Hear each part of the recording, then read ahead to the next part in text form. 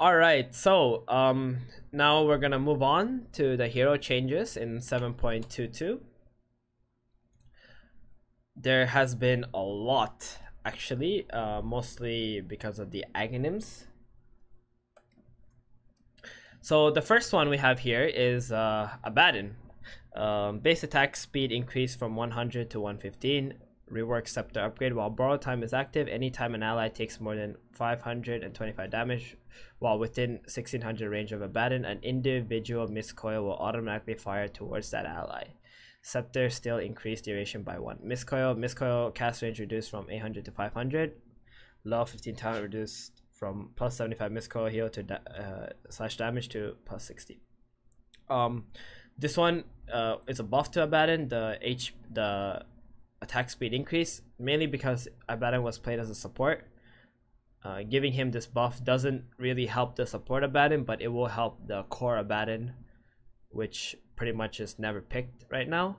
The miscoil cast range reduced from 800 to 500 because of the support Abaddon. It was just too far of a range. Now it's gonna put Abaddon in a more of a how do you call it?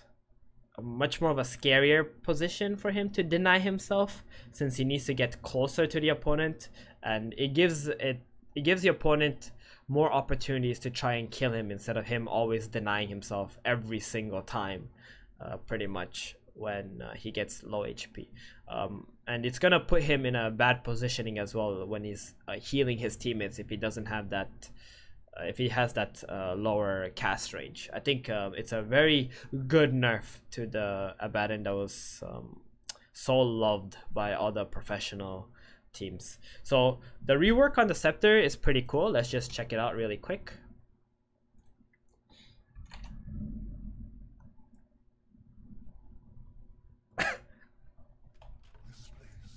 So we're gonna buy Aghanim's. Let's just level them up 6 or 7. Okay, so we're gonna create a hero here. Create hero Axe.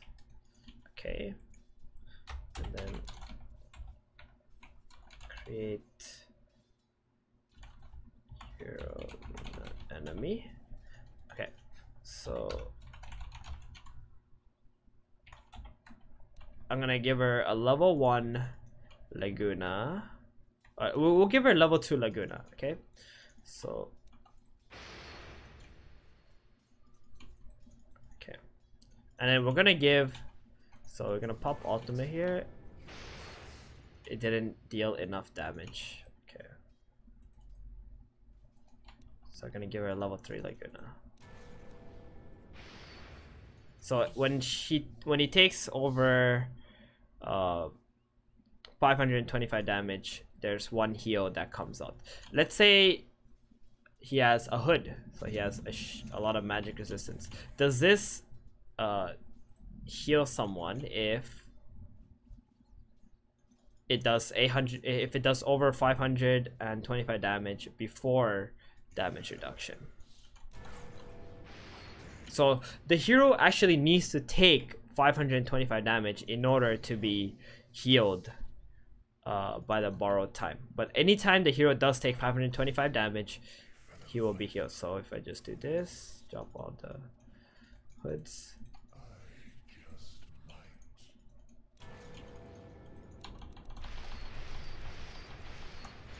So they can be healed as many times as they can, as long as they keep taking, you know, over 525 damage. And this is after damage reduction, not before. Because if that was before damage reduction, then if they had like, you know, 80 armor and they just took 500 damage before that, they would be non-stop healed and probably be completely unkillable.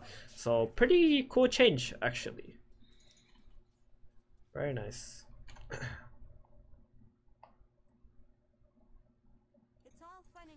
So next one, Alchemist. Add a scepter upgrade. With scepter equipped or synthesized, you gain a bonus plus 30 damage and plus 6% spell lamp for each scepter that you gave allies at any point in the game. So this is so funny since you know, Alchemist was always able to give other people scepters, but he couldn't, you know, have an effect for himself, so now he's forced to have an effect because every hero got Ags upgrade. It's really cool, so let's just test out some things with it. I really found it interesting when I read this. So let's theorycraft a bit, right? He gets 6% spell lamp per Ags that he gives to teammates. And what are the skills that can deal damage potentially? So there's Unstable Concoction, who will have spell lamped, Acid Spray, spell lamped, Radiance, Mjolnir, who can be spell lamped, Shivas. So let's see what he can get, right? So let's just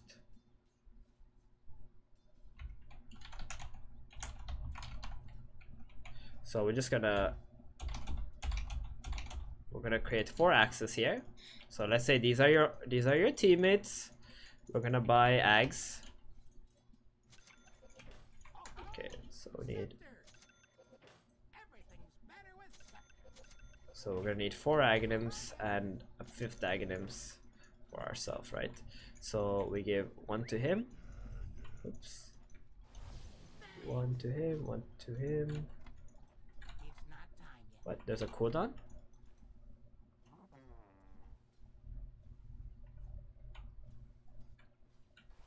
Oh no. Alright, so that's 5 Ags given. And so now we have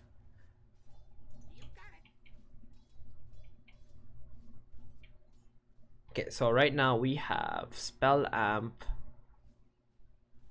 24%. That's from these 4 guys. So 24%. And then we have a base spell amp of 5.5. So let's say I create a hero now.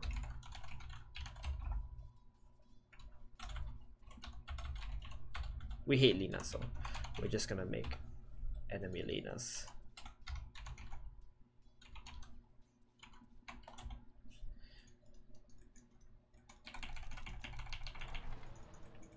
So I go here, let's see the Unstable Concoction, how much damage it will do.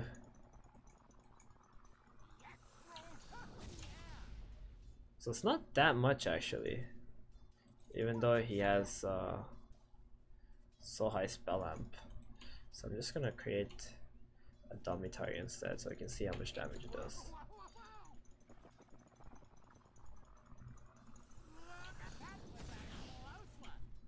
$446. Then I got Radiance.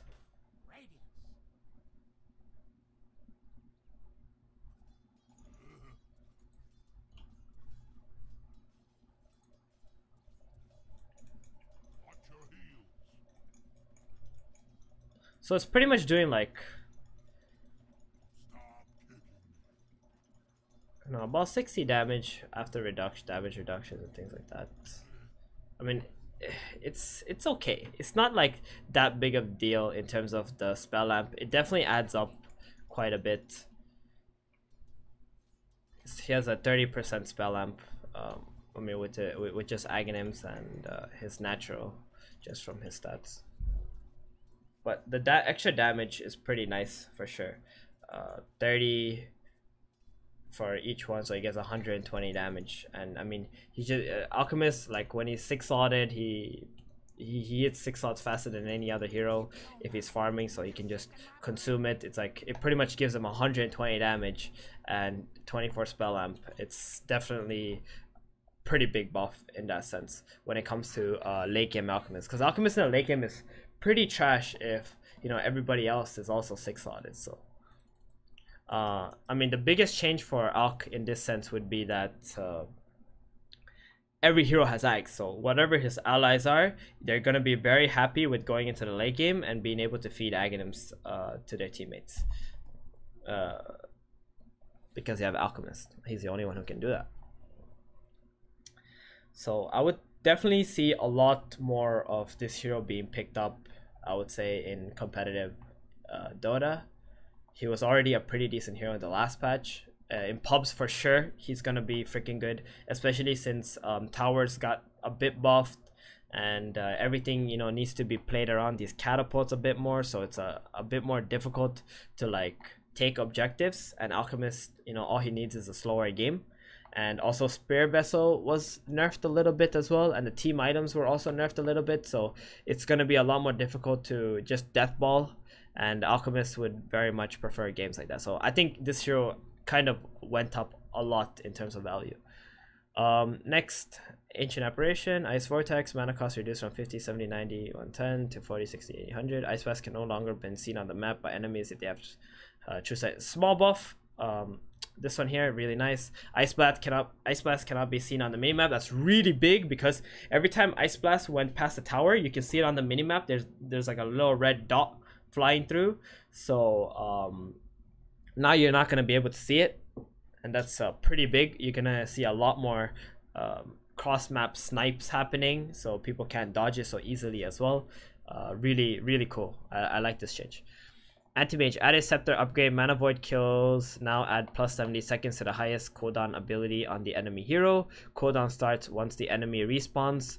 Increases the stun duration by 1 second. If the target dies during this period, it is still counted as Mana Void kill.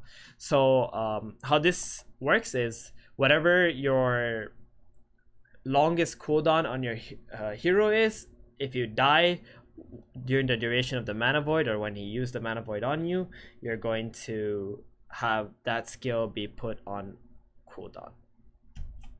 So if, let's say, you're Terrorblade, that would be your highest cooldown skill would be your Metamorph. When you respawn, it's gonna have a 70-second cooldown on it. And if you used it, then the 70 seconds will be added onto that cooldown that you already have. So for most heroes, it's their ultimates, but heroes like Terrorblade, that would be their Metamorph, or let's say Bristleback, that would be his Quill Spray. So it's gonna be put on cooldown for 70 seconds if they die during the duration of that. Yeah, so pretty cool change for AM. I would say this is like this is definitely not a first item or a third item for AM. It's definitely a 7th item. It's when he already has all his 6 slots completed. He would have that 6k gold, then he would just buy it and eat the Aghanims, so he has that extra effect. So that's nice for Anti-Mage, since really late game Anti-Mage is not so good when all the other heroes also start capping out in terms of item space. So this will help him a little bit, give him that little extra edge to have another item. So in terms of rankings, like when you buy it, definitely a 7th item for Anti-Mage, not 1 to 3 or after that. It's definitely a 7th item. So one thing about this one as well, Anti-Mage, is that it doesn't work on passive cooldowns. It works only on spell cooldowns. So like Wraith King Ultimate, something like that, it wouldn't actually add 70 seconds to it. Arc Warden turn rate improved. Fixed Tempest Double, being unable to activate runes. Added Scepter upgrade. Grants a new ability, Rune Forge. Creates a random rune in front of you. Cooldown 60. The selection of runes include bounty runes and power up runes. So show everyone really quick. It's pretty cool because Arc Warden can create bounty runes if he has Aghanims. That's sick. So you do this. You do this, and then you got an arcane rune, right? Then let's say does this work on his look at that, we got a bounty rune. And guess what, the Arc Warden, the Tempest Double can also pick it up. So every 60 seconds your hero and your Illusion, your Tempest Double, can also pick up the runes. Create runes. So throughout the game you do something like this, you get Invis. It's pretty nice. To escape, you create a haste, also escape or chase. You create, okay, let's see.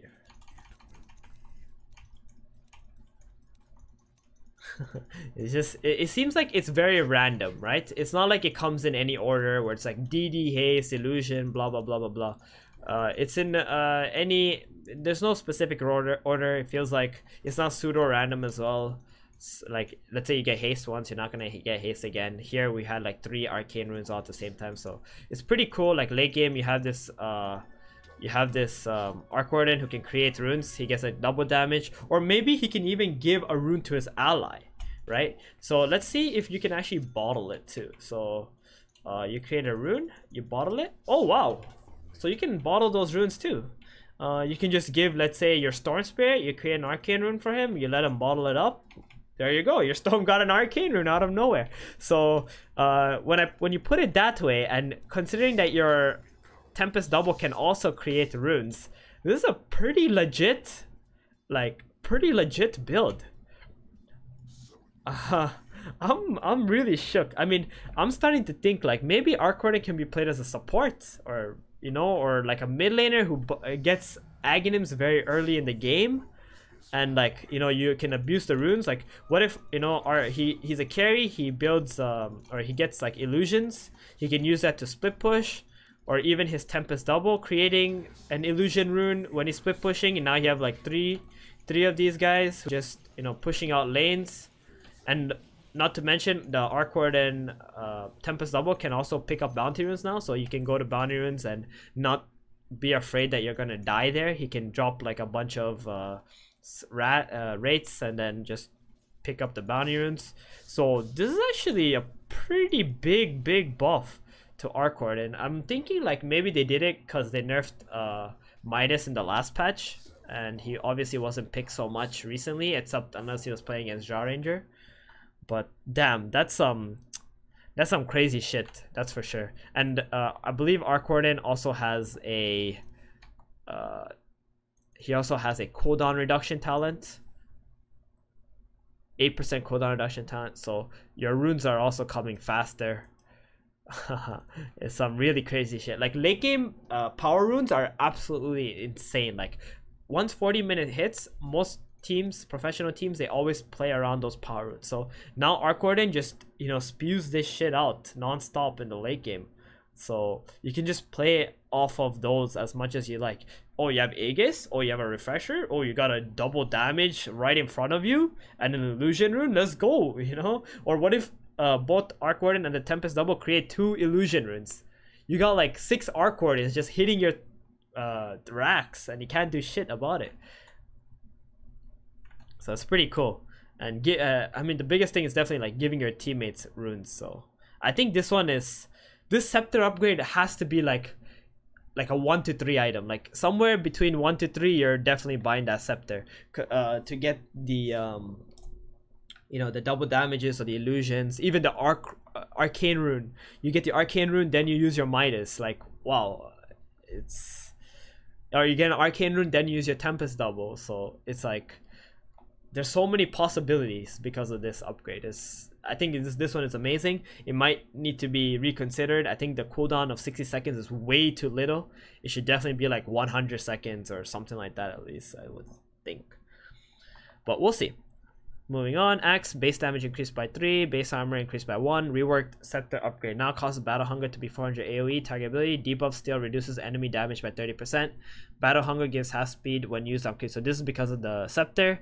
You don't want Axe to like use his Ag's battle hunger onto like, you know, 5 heroes and then he's so 5 creeps and then he's so fast. So just to show really quick what it looks like. So let's buy him some boots. What kind of boots Axe normally has? Tranquil boots and then Aghanims. So we'll create let's say 5 enemies, let's say 4 enemies, right? Okay, so we use hunger there, and he already has 525 movement speed if he hits like 4 heroes with hunger. So really cool. And the big thing is that there's hunger battle hunger DPS at level 25 talent, so he can actually just also use that to clear waves. I mean, even battle hunger without the talent can clear waves pretty well, so it's really nice. And the biggest thing about this is the 30% damage reduction. So to show you, create hero enemy,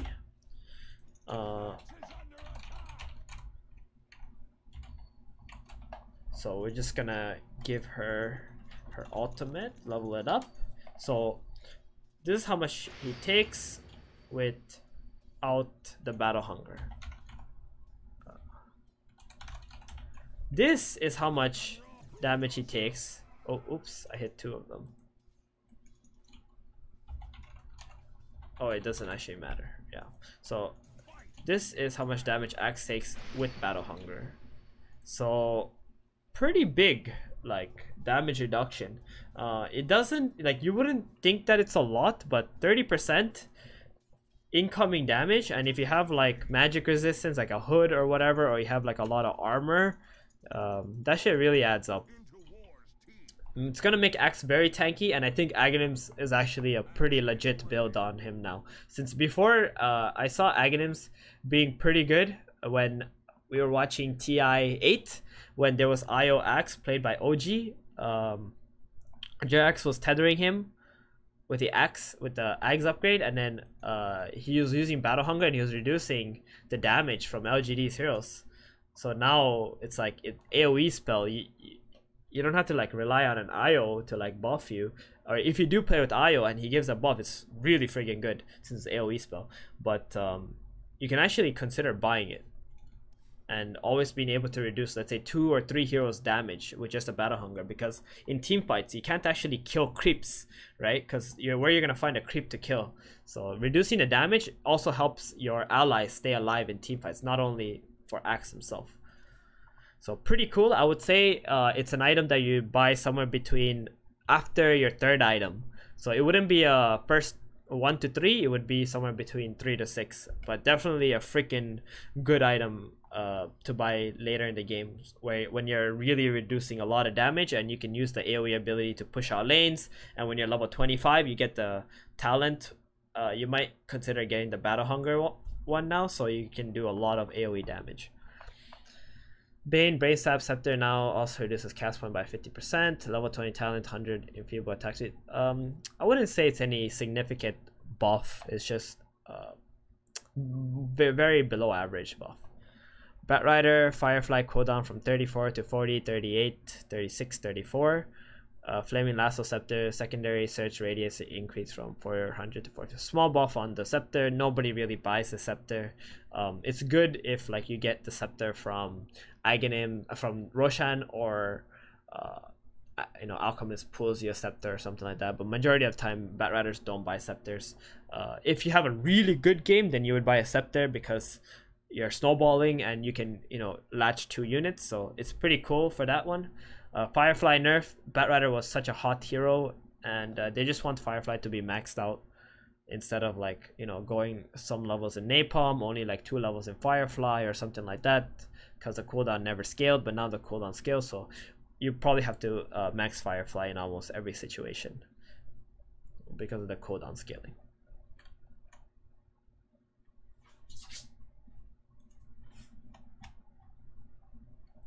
Beastmaster, reworked Scepter upgrade. Wild Axes have no cooldown and can be used again once they have returned to Beastmaster.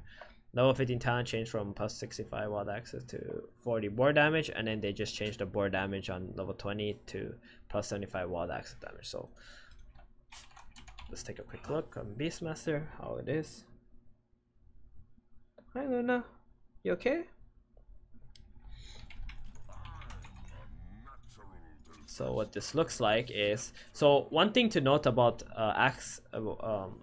Beastmaster is that he has a ability to amp damage on the unit per axe that hit. So at max, at level 4 axes, it amps 12%. So just gonna create a dummy. So you do this. It does 297 damage, and there is 2 stacks of Wild Axes on it. So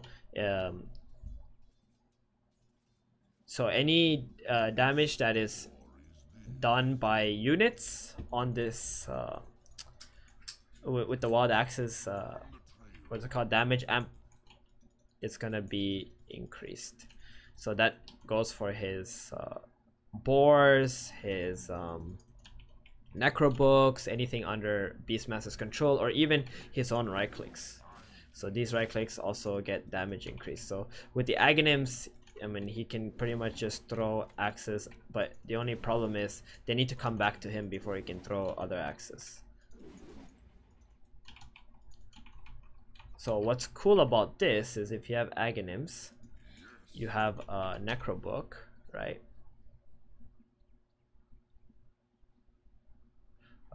Where's the Necrobook? So by level 3 Necrobook, you summon a boar, you summon this stuff, you know, you roar someone, you start hitting them, and then you should just try to, you know, keep throwing as many axes as you can. And during the stun duration, you just let all your units keep hitting them, and they're gonna have a lot of stacks of damage amplification. So this Aghs build is pretty sick in the sense that when you roar someone and you keep hitting them and you keep axing them, they're gonna take a shit ton of damage because of the damage amp. So it's 12% per axe. You can probably throw like how many can you throw in one ulti? So let's say I roar 1, 2, 3. So during the duration of one roar, you can pretty much throw 3 sets of axes. So let's see here. So that's 12 times 6. That's 72% damage amplification at the end of your roar for not only your units but your hero as well. It's pretty good. I would definitely say it's not a first item you buy, since Beastmaster definitely wants to buy Necrobook and Blink Dagger, this mobility stuff first, but I can see it, you know, somewhere between 3 to 6 for sure, just for the extra damage amplification. Another reason why you could want to buy it is because you can just clear creep waves like this. You know, you just throw one axe, you let it come back, then you throw another axe, and that should probably kill the creep waves almost every single time. Yeah, especially at level 20, you get the walled axe damage. That's a lot of damage being dealt.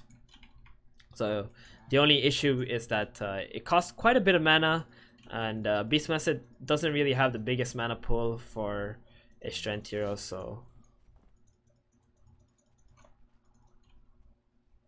yeah, you're gonna need to really like consider buying some, you know, soaring. Yeah, so it definitely kills a creep wave in 2 shots if you have Aghanims. So you definitely want like soaring or something like that.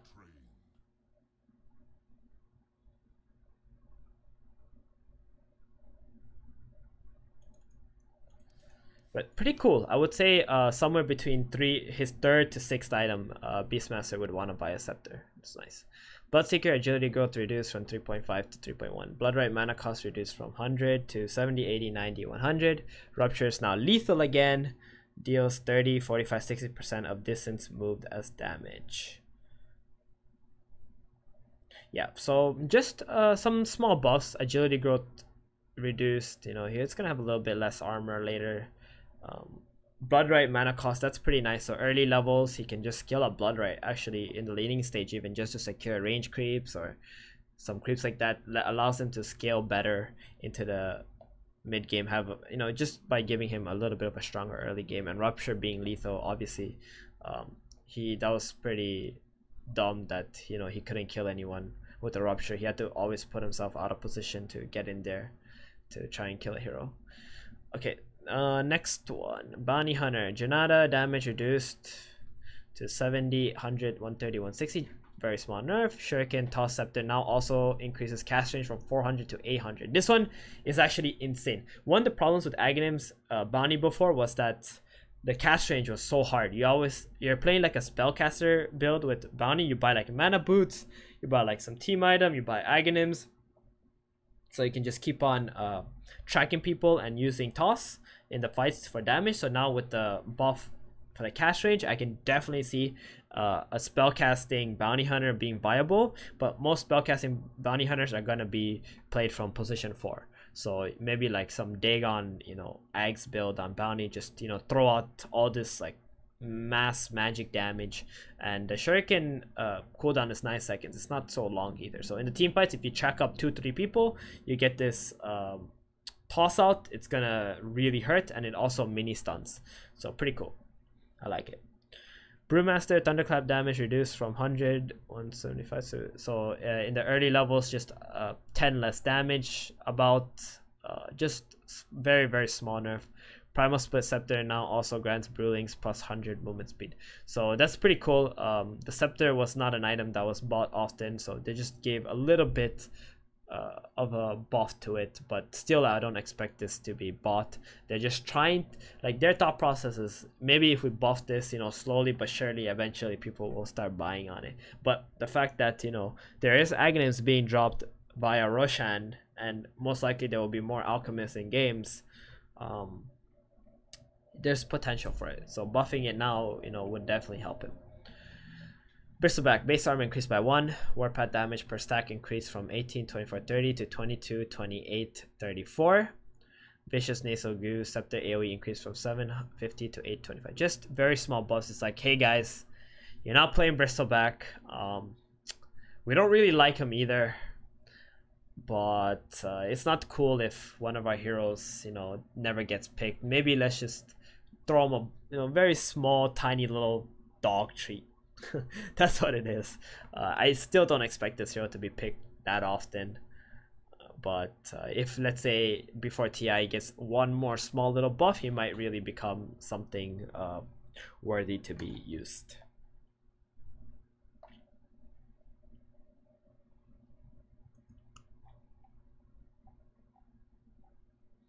Yeah, so Broodmother base attack speed increased from 100 to 125. Added so this one is pretty cool. His early game, he got pretty much, you know, something more than a free Glove of Haste. Broodmother wasn't a hot pick, so they're like, okay, maybe if we give him a little bit of a better laning, he might be picked more often. So, or she might be picked more often. So there you go. Throw him 25 free attack speed. I don't think he needed it. She needed it because Broodmother is like such an annoying, you know, last pick hero. I never really like this hero being played in the game or pubs even or whatever it is. So giving her 25 free attack speed is definitely gonna help people want to pick her, and it's gonna scale quite well as well into throughout the game because of it. Added Scepter upgrade. Increase spin web max count from 8 to 20. Movement speed bonus from 70 to 100%, and removes movement speed limit. Yeah, so let's say we got a Broodmother. You know, there's a lot of people who got like arachnophobia, and now they got a freaking fast ass Broodmother. Okay, so we buy Aghanims, level to max. So it needs to, like, you know, so I just click refresh. We got 20 charges. Just gonna throw, you know, I don't care. We got 20 charges. We can throw webs wherever we would like. So he has 562 movement speed without any items. 562 movement speed.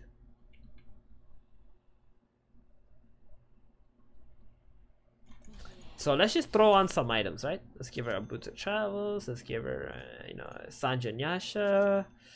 Let's also give him, you know, let's just max him out, you know, give him a Yules. Okay, let's see what other items can give movement speed here. Okay, drums, use. That's 820. This is a Brood who can run pretty much from one end of the map to the other end of the map. You thought that Bloodseeker was fast, but yeah, we got Broodmother. Who was that? Was that the Flash? This is like if Spider-Man and the Flash had a baby right here. That's Broodmother. So yeah, I mean, to be honest though, I don't really expect Aghs to be bought super early on Brood. Maybe as a last item, so you get the super fast movement speed and you get the extra webs. You can go in and out of the fights really well. Brood can still be slowed, right?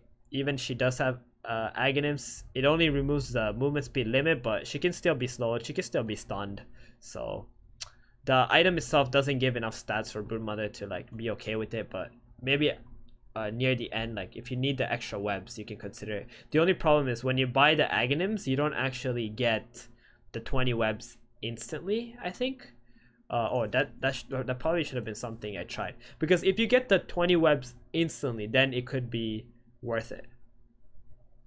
When, like, let's say you're about to go high ground and you don't have any webs left, but you need to take a team fight on the enemy side, it could be good. So let me level to max. Okay, we got 2 webs. Let's see, let me buy Aghs.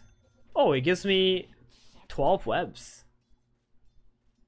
So it gives me the extra webs that I would get. So if I had 8 webs, it would go up to 20, right? Because Aghanims is giving me 12 webs pretty much when I have the max skill. So it does give me 12 webs though, so that's pretty cool, right? You win a team fight, you use your webs everywhere, and then you know, you need to get to the enemy base, and you need to do something, you don't have any webs left, so you have like 6k gold, you have 1 item slot left, or you don't even have 1 item slot left. What if I drop it? Oh, what the fuck? So even I buy Aghs, right? And I drop it, I get to keep the webs. So what I can do is I can buy I'm 6 slotted, right? Let's see what's 6 slotted Brood look like. All right, this is my 6 slots. Okay, all right, I have like no webs. I buy this fucking Aghs. All right, it gives me 12 webs. Then I move it into my stash, I put in my 6 slot, there we go, free 12 webs. Pretty cool, right? So what if I sell it and then I buy another Aghanims? Okay, it's not giving me new webs again. All right. Okay, one last thing to check. What if I buy it and then I sell it? All right, so let's see. Level to max, I buy this Aghanims and then I sell it. 14 free webs. But the only problem is, how can you buy that how can you buy the 3 pieces and then buy the point booster and still have time to sell it within, you know, to get your money back? I think that one is not possible. But anyway, you can sell it, you get 12 free webs. So it's pretty cool. For that reason, you can get Aghs on Brood just so you get the free webs, the 12 free webs, so you can just walk to the high ground or be able to team fight. It's nice. So definitely somewhere between a 3rd to 6th item if ever you will buy it, or a 7th item. Centaur, base armor increased by 1, talent 70, okay, just small buff. Chaos Knight, strength gain reduced from 3.7 to 3.4. Chaos Bolt, minimum damage increased from, so the level 1 is from 60 to 90. The later is the same. Chaos Bolt maximum damage increased from 180 to 180, but in the later stage it goes to 300. Chaos Bolt minimum stun changed from 1112 to 1.25, 1.5, 1.752. So trying to balance it more out so the stun isn't so much of RNG. Chaos Bolt maximum stun changed from 2344 to 2.2, 2.8, 3.44. So it still scales to the same amount in the end, but just to make it less RNG-ish how long the stun duration would be. Chaos Bolt cooldown increased from 10 to 13, 12, 11, 10. So wanting to max it out as well. Phantasm Scepter now also reduces incoming illusion damage from 260 to 180%. So pretty cool. Definitely can see this more often because of the drops from Roshan in terms of Aghanims. If you're like a position 3 CK and you use this on your allied carry, it could be really powerful. What if you're like a Morphling and then you get Phantasm? You know, pretty strong. But the strength gain reduction, that does kind of hurt him. Chen, Holy Persuasion, provides plus 10, 15, 20, 25 bonus movement speed to converted creeps. Meh, just okay. Divine Favor is now a passive aura. Provides 1, 2, 3, 4 HP regen, 8, 12, 16, 20% heal amplification, and 4, 8, 12, 16 bonus damage for heroes. your creeps get 2x damage value. So this one I really like a lot, because in the lane you give HP regen to your allies, you get heal amplification like all the time, and giving you damage. It's like a freaking Luna aura, right? The damage that you get as well. So, and giving 4 damage to your teammates in the laning stage is pretty good. And if you're tri laning, that's like 12 damage to all your heroes, like in total, right? So it's pretty nice. Holy Persuasion, I know it sucks that you can't take catapults anymore, but it's okay as well. Like, you don't want to be some cheesy Chen taking like 4 catapults, taking towers with it. So the bonus movement speed, it'll help a little bit in terms of like early game and catching some heroes, you know, having more movement speed than some heroes for the creeps, so you can just bully them. It's pretty nice. Level 15 talent change from -7 divine favor to +10 divine favor damage. So this can be 26 damage aura when you get that talent. So I like it. I actually like Chen. It's really cool. It's really cool with some strategies, some healing strategies and stuff like that. Imagine like Necrophos healing for 20% more, or like your mech healing everybody for 20% more. Very, very strong skill now. The divine favor scales extremely well, and it also works with like life steal, so that's nice.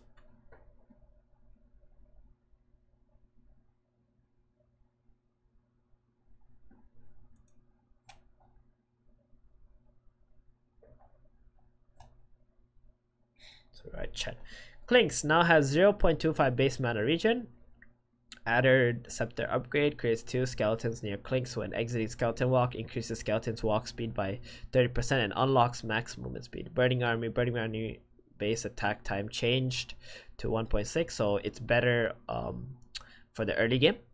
Burning Army units damage from 100% of your base damage to 80, 100, 120. So this one is to scale it better into the late game. And talents, level 15 talent reduced from +30 searing arrow damage to +20. So this one was probably because of the Burning Army doing too much damage with that talent. So with the skeleton upgrade, let's see what that looks like.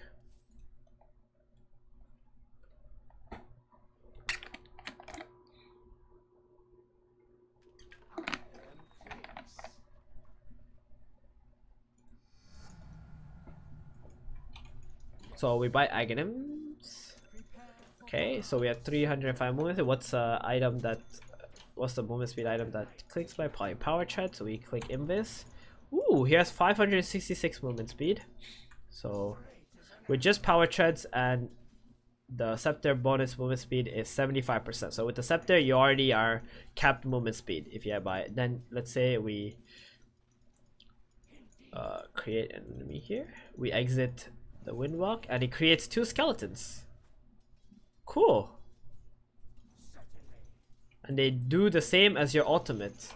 So every 17 seconds you can, every 17 seconds you can pretty much just create 2 skeletons. So let's say dummy, right? We buy, just hit.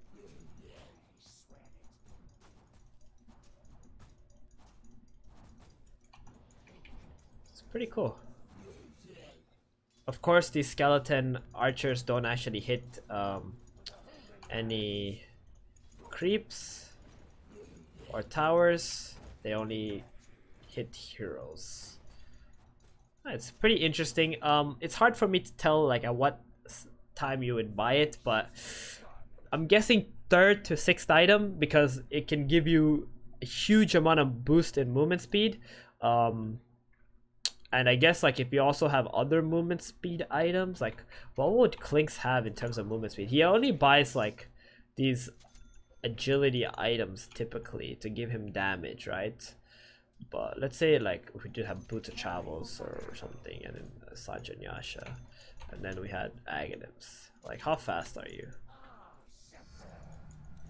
You're 700 movement speed Clinkz. If you have Boots of Travels. If you have Power Treads SNY, you're still 630 movement speed Clinkz. That's pretty good. That's a pretty nice item for Clinkz to have as well, Sanjan Yasha. I mean, you can get from one side of the other map to the other pretty fast. And you can just, you know, come out, throw down 2 archers. They will deal the same damage that you do. So it's pretty cool. I like it.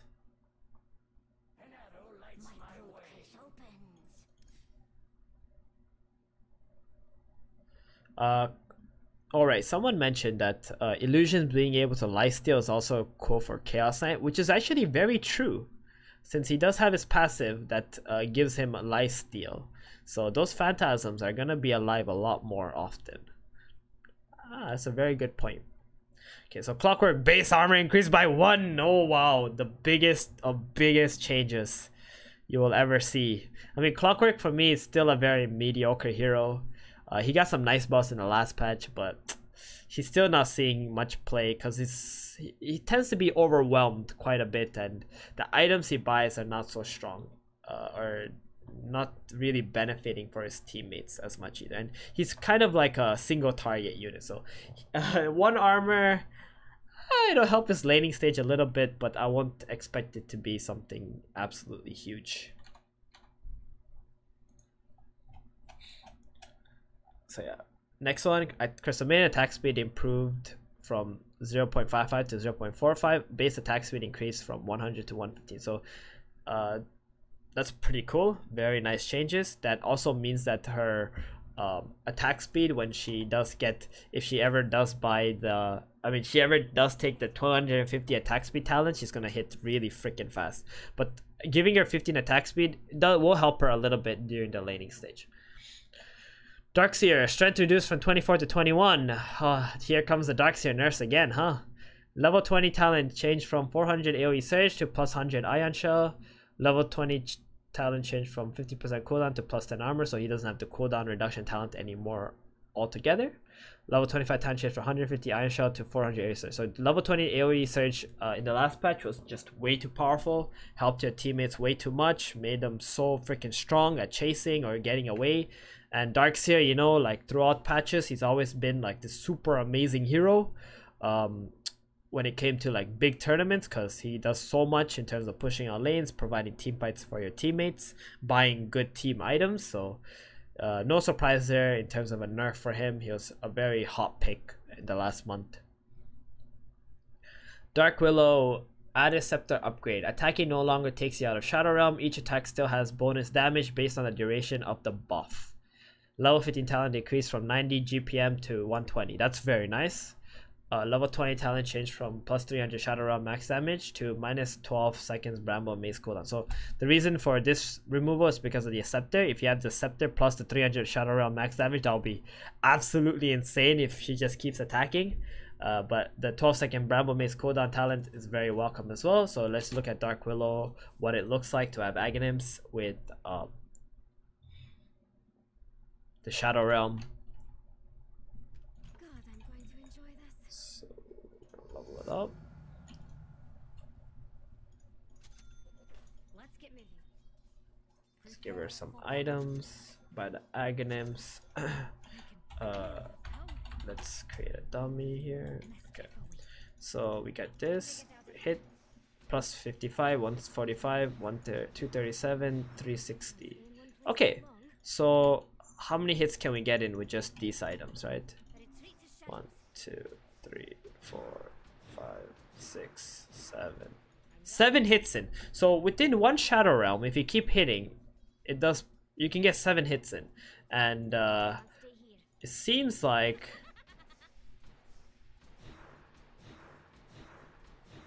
so after the 3rd hit, the 4th hit already caps out in the max damage. Okay, so 4, 5, 6, and 7 deal the max damage of 360. That's actually an insane amount of DPS coming off from Dark Willow. That's actually just crazy. And let's look at the Bramble Mace cooldown, what it looks like. So you have every 13 seconds you can throw Bramble Mace, root someone. Very nice. And let's see. Oh fudge, did I get the right talent? Oh no, I did not get the right talent. So just gonna go back. Let's see her level 25 capabilities. She has at level 25, she has the attack speed talent.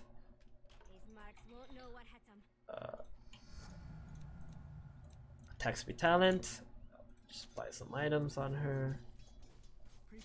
You know what? Let's just buy a Kaya as well. I'll just leave it on the ground for now. Just buy Okay, dummy. Alright, let's see how much DPS we deal with this with her level 25. You'll see me again soon. Holy shit. To go. That's 1,100 damage a second. For 3 seconds. So dealt 3,000 damage. Alright, now let's put the Kaya on her.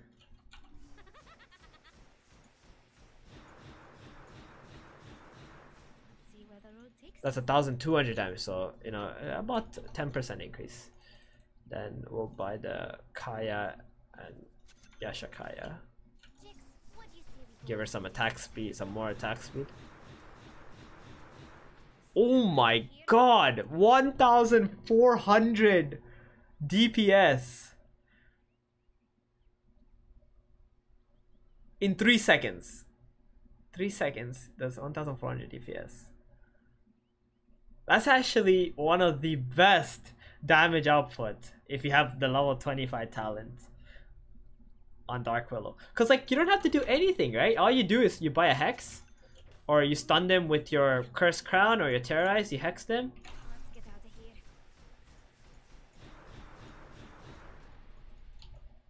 The fuck? Time to be It's actually insane. You can just Hex someone and just right click them to death.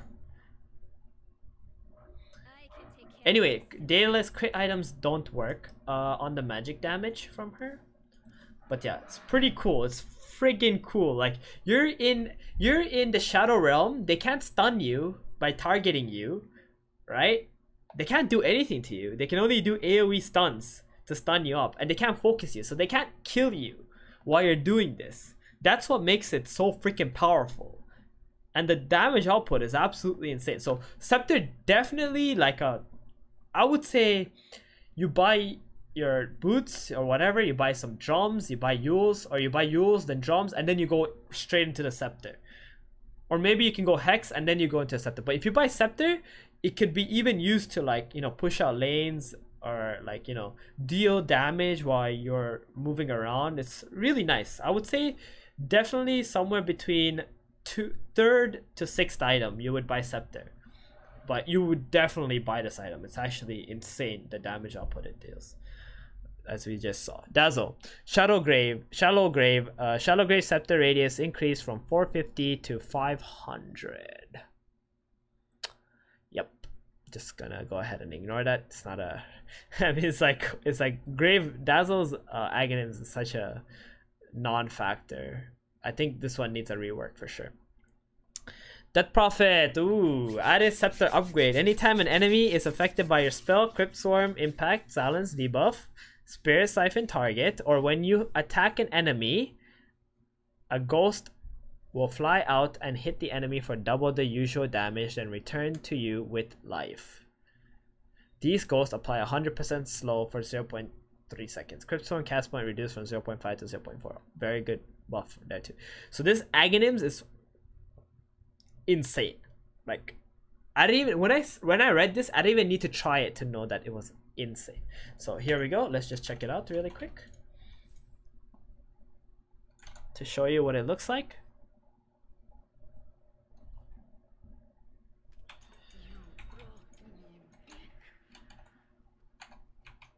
Okay, here we go. Let's create a dummy. We're gonna buy Ags. Level to max here. Okay, so if you right click, it creates a ghost. Okay, so let's see the kind of items that you would normally buy. This is the power treads. I mean, I would just get like, I would even think about getting Ags first item. Like here, okay, one hit. That's one ghost. This 2 ghosts, 3 ghosts. And what does it look like if I siphon? So if you siphon, it only releases 1 ghost, not for each damage output that you do. Okay, so every time you do this, you know, you create a ghost, it heals you. Pretty nice. And it heals you for, what was it again?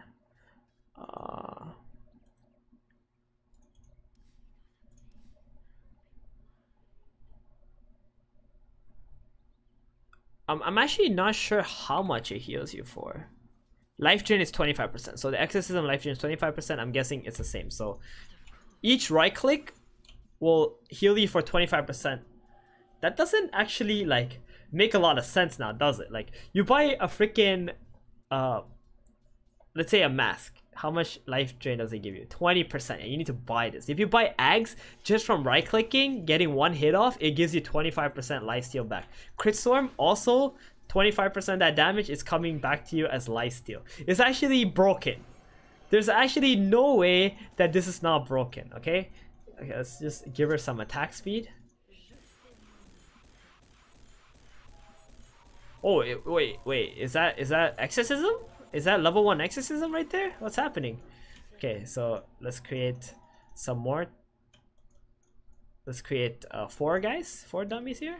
So if I shoot 1 Crypt Storm, I get 4, and they each give me 25%. I silence 4. Okay, this one doesn't heal me, right? Or whatever damage it does. Oh, okay.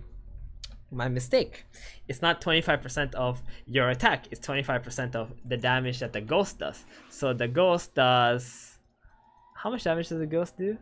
58. So 58, 25% of the 58 damage that the ghost do. That's what your life drain. I should correct myself there. Sorry about that. So what does that look like?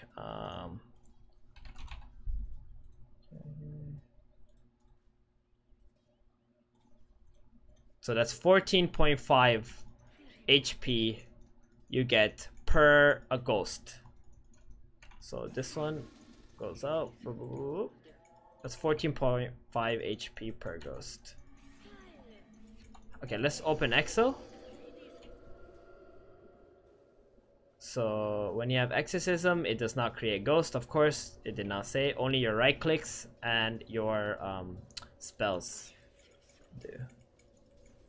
Okay, so one thing I wanted to also try was create hero X. What about your items? Do your items also create?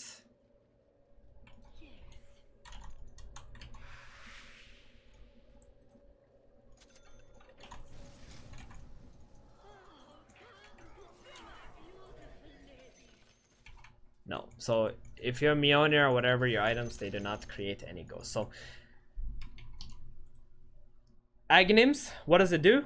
It makes you tanky because it gives you HP, it gives you mana, it gives you stats. Exactly what DP wants. It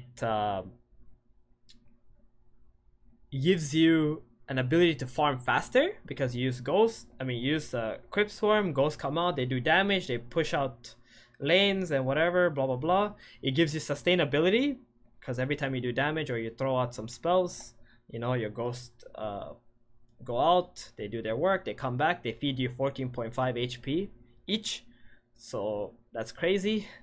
And they create a shit ton of chaos in the team fights. Oh, I forgot to mention, they also slow for 0.3 seconds. So anytime you cast something, it's like they're like slowed for 100 seconds. I'm sorry, for 100% slow for 0.3 seconds, not 100 seconds.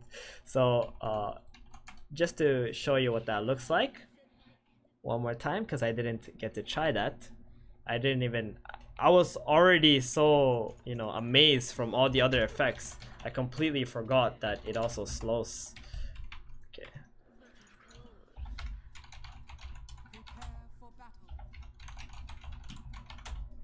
Oh, yeah. Something like that. So we're just gonna make this guy run. So that's a slow.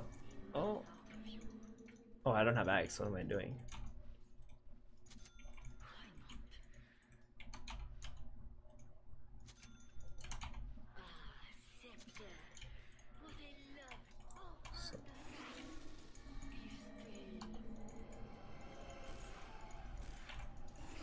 So you can pretty much just chase people down. Every time the slow happens once the ghost hit the hero. So if let's say you refresh and then this guy's like trying to run away from you and you just non-stop hit him. Like, what is this? You just keep hitting him, right? And it just keeps slowing him. It's like you have a Scotty. So funny. It's actually such, like, for me as of right now, this is by far um, the best Aghanim's upgrade I've seen, because it pairs so well with the hero as well, since she benefits from everything. There's actually one more Aghanim's that I would think might be on par, but we'll get there. So this is the one, is just absolutely insane. Like, you just right click them and the ghosts come out. So strong. Yeah. I mean, I wouldn't say it's like a Scotty, it's more like a cold snap. Yeah, like a passive cold snap. Okay, next one. Disruptor. Level 15 talent increase from -3 kinetic field cooldown to -4. Okay. Not any change, to be honest. It's like almost absolutely irrelevant. I forgot to mention one thing. For sure getting nerfed. DP is for sure getting nerfed for her Aghanims. I wouldn't say the hero will be nerfed, but the Aghanims definitely needs to be tweaked quite a bit. Okay. Doom Devour now has a creep level limit of 3, 4, 5, 6. Pretty good, pretty big, because Doom kept on eating the big camp and getting experience and wasn't punished for it, because you can always turn off whether you want the effect of the creep or not. So now you kind of need to level up the Devour. So it's pretty good nerf, I would say. You can't come to the lane with the freaking Furbog, the red tomato creep, and start destroying lanes with the 50 mana cost, 150 damage, AoE spell, Giddy, and it's also slow, and it gives you 15 attack speed, something like that. Level 25 talent increased from 130% cleave to 175. Pretty good. I would also say the Devourer can now eat catapults, so I actually think for that reason Doom is better as a hero, because he's more valuable, right? He can stop these tower pushes, he can eat the catapults, which other heroes cannot really, you know, control that well, since they can't be enchanted, they can't be taken over in any way with dominators, and you can't convert them with Enigma, but you can still devour them. So pretty nice. And if you have high enough level, it's good. I think Doom is still like, Doom was already a top 1 pick, and I think he wasn't even like nerfed in this sense, so he's freaking still a beast. This is like, to me this is barely a nerf. It might even be a buff. It's like, okay, let me max Devour, I'll get my gold, I'm okay with that. Barely a nerf for sure. Dragon Knight. Added Scepter upgrade. Adds a 4th level to Elder Dragon form, a Black Dragon. Gaining Scepter increases the level of your ultimate by 1. Black Dragon has 50% more corrosive damage, splash damage, and slow amount. It also increases your attack range to 600 and grants you 30% magic resistance. So something to note here is that the biggest one is that your attack range is now 600. It's pretty cool, and you get 30% magic resistance. I think that's for all levels, I'm not entirely sure, but what the Scepter actually does is it's not like you get a 4th, you know, upgrade or something, but it bumps up your dragon form to the next level. So if you're level 1 Dragon Knight, it becomes level 2 Dragon Knight if you have dragon form, if you have Aghanim. So let's just see how that works.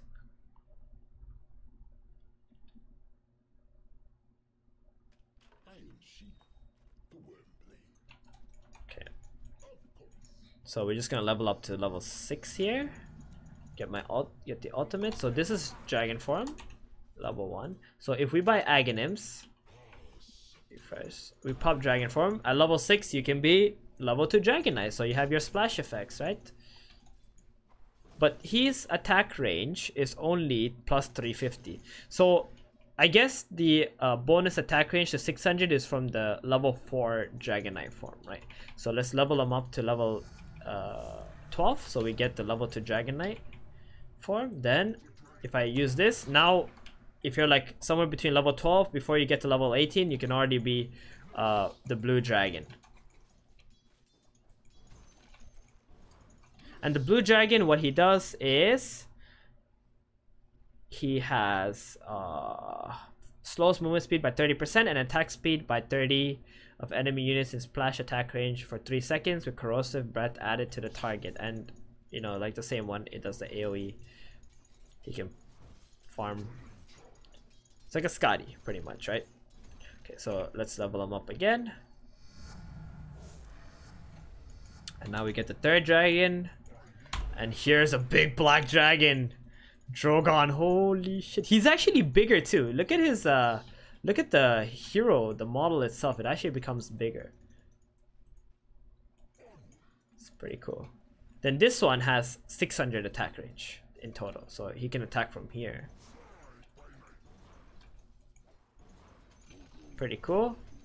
Also has magic resistance. So without any other items, you have 50% magic resistance with Aghanims. So that's also pretty cool.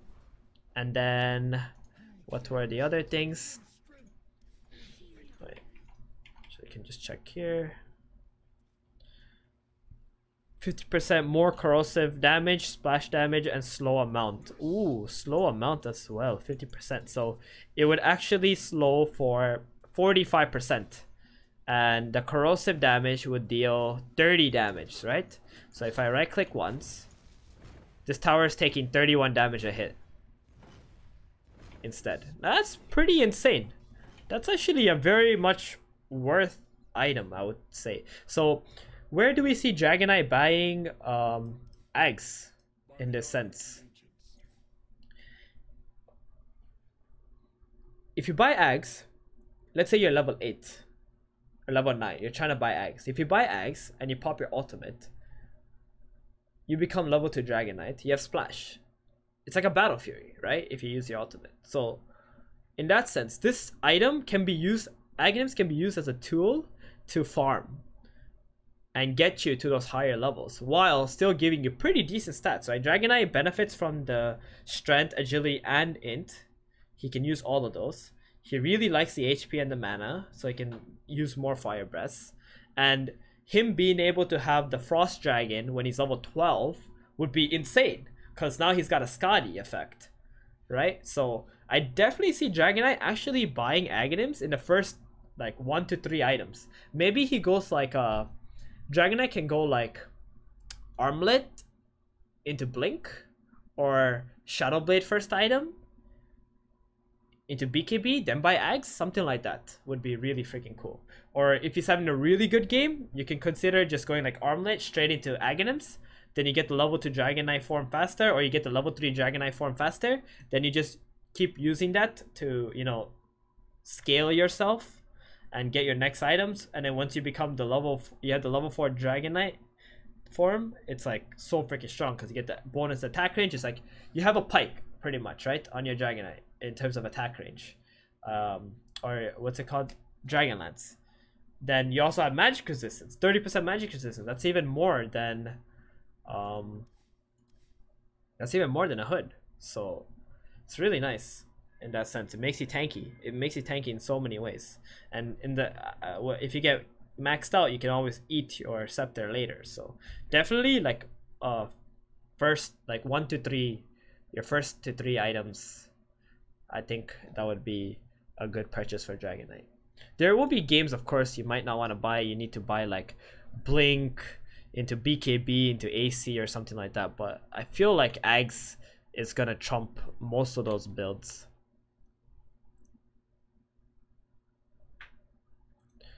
Okay. Jaw Ranger, marksmanship. No longer instantly kills ancients. Oof. That's gonna hurt. Marksmanship now only pierces base armor, not total armor. So not being able to one-shot ancients, that definitely hurts. I mean, she still kills ancients pretty fast. But, you know. And marksmanship now only pierces base armor, not total armor. Means if you have plate mail, you have, you know, Shivas, whatever, these high armor items, buckler even, you know, Jaw's not going to deal so much damage. So huge nerfs. Jaw was already starting to fall off in terms of like pick rate in professional, but in pubs she was hot pick. But now definitely I would say dumpster. You can maybe find some strategies to work with her, but it's not a hero that you can just pick any game anymore. Elder Titan rework scepter upgrade. Echo Stomp now causes you to become spell immune while channeling, and for 2 additional seconds per affected enemy hero. That's pretty cool. Okay, that's really cool. So check it out, the new scepters. I mean, we're pretty much trying all the new scepters, so.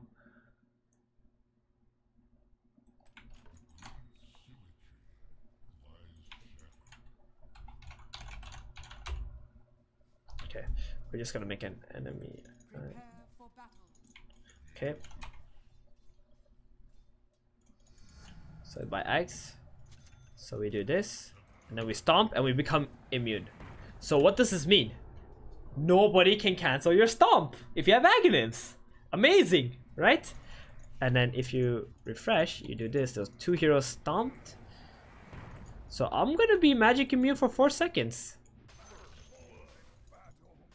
That's actually insane. So he's immune during the stomp for 2 seconds. If he hits 2 heroes with the stomp, he's immune for 4 more seconds. So he pretty much gets 6 seconds of immunity. And ETs, they actually tend to buy BKBs so that they can run in and hit people with all the damage that they get. So now, even without that, he's gonna be immune. So let's create some dummies here. So there's 5 units. So we do this, we stomp. And now we pretty much have a 10-second BKB. Oh, I never took the damage. And plus 400 damage. Boom, boom. Oh, what a boss. It's actually really cool. I think this Aghanims from ET can see a lot of use. Because you don't have to use your BKB to stomp someone. It means like as long as you have Ags, every time you have your stomp off cooldown, you can just use it. And no one's going to be able to really cancel you. Who can invest is disable to try to stop an ET from casting a stomp? And most of the time ET is played like a position 4 nowadays, so he is gonna be able to get to that item. He's gonna be able to cast his spells a lot easier, and if he does get the Echo Stomp off, most of the time the Earth Splitter is gonna follow. So I would say this is an item that you can just go first item on ET instantly. Like, you just get Tranquil Boots, you get a Windlace, maybe buy an urn, and then you go straight into Ags. So you can just, you know, throw out your spirit, you stun, and no one can cancel you really. Like, there aren't any, you know, heroes who can afford to use a BKB canceling spell on ET. Who? Maybe Tusk can punch you, but then you just punch an ET just to cancel the stomp. And then you're also out of position, right? Like, there really isn't. So that means you actually have to find the ET. You have to stun lock him up before you cast it. And let's say a hero does get on top of you, right? On ET. And they're like, you know, they hex you, they hit you, blah, blah, blah. Then you start casting your stomp. They're right beside you. You're magic immune. They can't do any magic damage either. So that's pretty cool.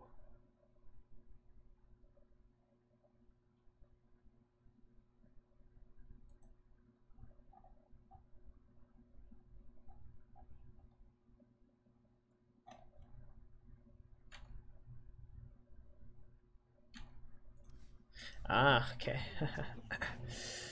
So Ember Spirit, Scepter upgrade, Fire Remnant cast range is 3 times longer, and initial Remnant move speed is 2 times faster. Maximum number of charges increase from 3 to 5. Active Fire Remnant costs no mana. Cast range is 3 times longer, and initial Remnant movement speed is 2 times faster. It seems a lot more of like a Mimi build, I would feel.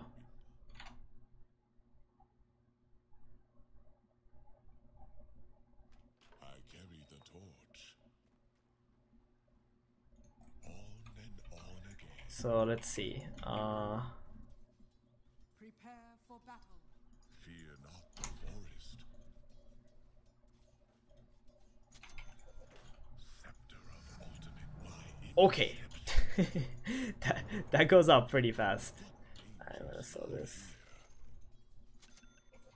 The scepter is mine. It costs no mana. That's pretty cool. I mean, I guess that's one good thing. I would definitely. I don't see this. I mean, if you get the talent right with a level 25. It restores 13 per second. It damages for 300. Be discovered. So we can actually, like, let's say throw It must be done. to this.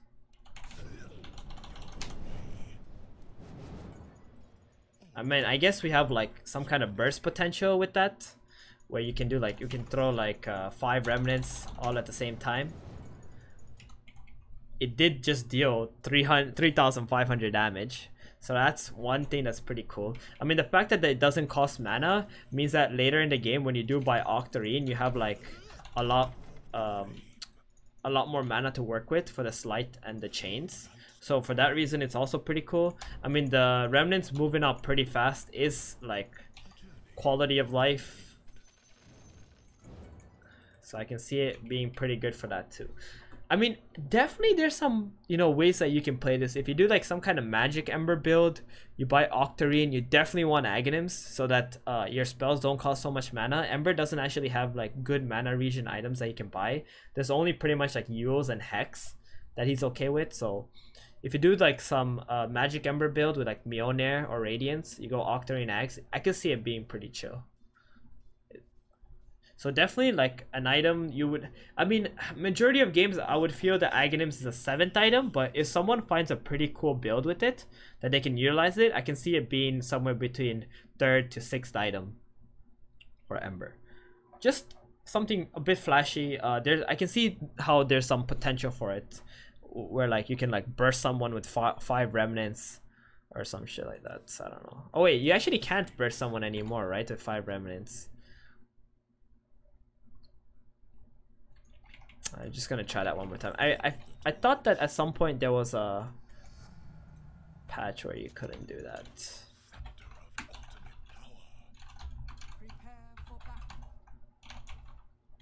Oh yeah, I can just do this. Fear not the forest. So, Sporting fellow. oh no, you can, but it didn't deal that much damage. He's got 1,300 HP. Hurry to the fray. So if they're on top of each other, it doesn't deal all the damage. But if you're like, you know, if it actually comes in one by one, it will do a lot of damage. Okay, so yeah, so there is some problems with the I don't know if it's like a bug or something like that, but if they're all stacked on top of each other, some of the remnants might actually not do all the damage. But restoring the remnant, if you have the level 25, most of the time the Aghanims is really good if you get the level 25 talent. Then it's probably a lot better. That's what I was thinking, like it's gonna be a 3rd to 6th item. It's never gonna be a 1st to 3rd item build for Ember. Void strength gain increase from 2.1 to 2.4. Talents level 10 talent improved from 10 strength to 12. Level 15 talent time walk cooldown to 1.5. Level 20 talent 45 attack speed. So just some small buffs to Void. Grimstroke added scepter upgrade credits to a new ability, Dark Portrait, which creates an ink illusion of a target enemy hero. Illusions last 20 seconds and is magic immune with plus 30% movement speed. Takes 200% incoming damage and deals 150% outgoing damage. Cooldown 35, mana cost 200. Inkswell is now castable on allied spell immune. This is a big buff for Grimstroke. You can use it on like a Juggernaut who's like spinning. You Inkswell him, he gets extra movement speed. Going in, he's also gonna stun them and you can finish him off. So there's a lot of potential there. So this new Grimstroke, pretty cool. Oops, forgot.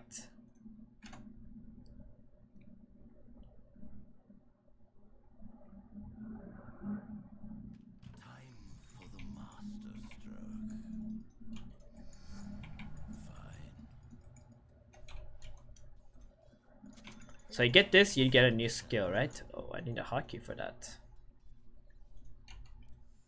There we go. So let's create an enemy. So I will get this. It's a ink illusion and it does a shit ton of damage. Holy shit, it's doing 90 damage. It does more damage than the enemy. What the fudge? but it takes only 150% of the illusion damage. So this is like, this illusion is Shadow Demon's illusion but on crack, because I mean it does more damage and it takes 200%. It only takes 200%. What's Shadow Demon's illusion at? His is, it does only 75% illusion damage, and the illusion takes 300%. So, and this also lasts for 20 seconds? Are you kidding me?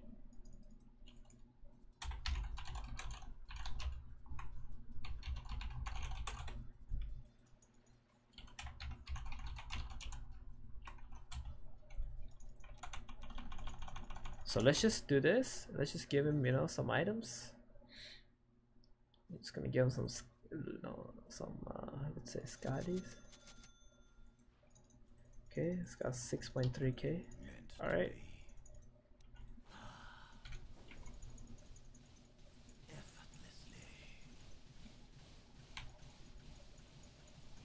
I mean, my illusion is as strong as his hero, and it lasts for 20 seconds. So, I mean, just about as strong. Not as strong, but you know, just enough.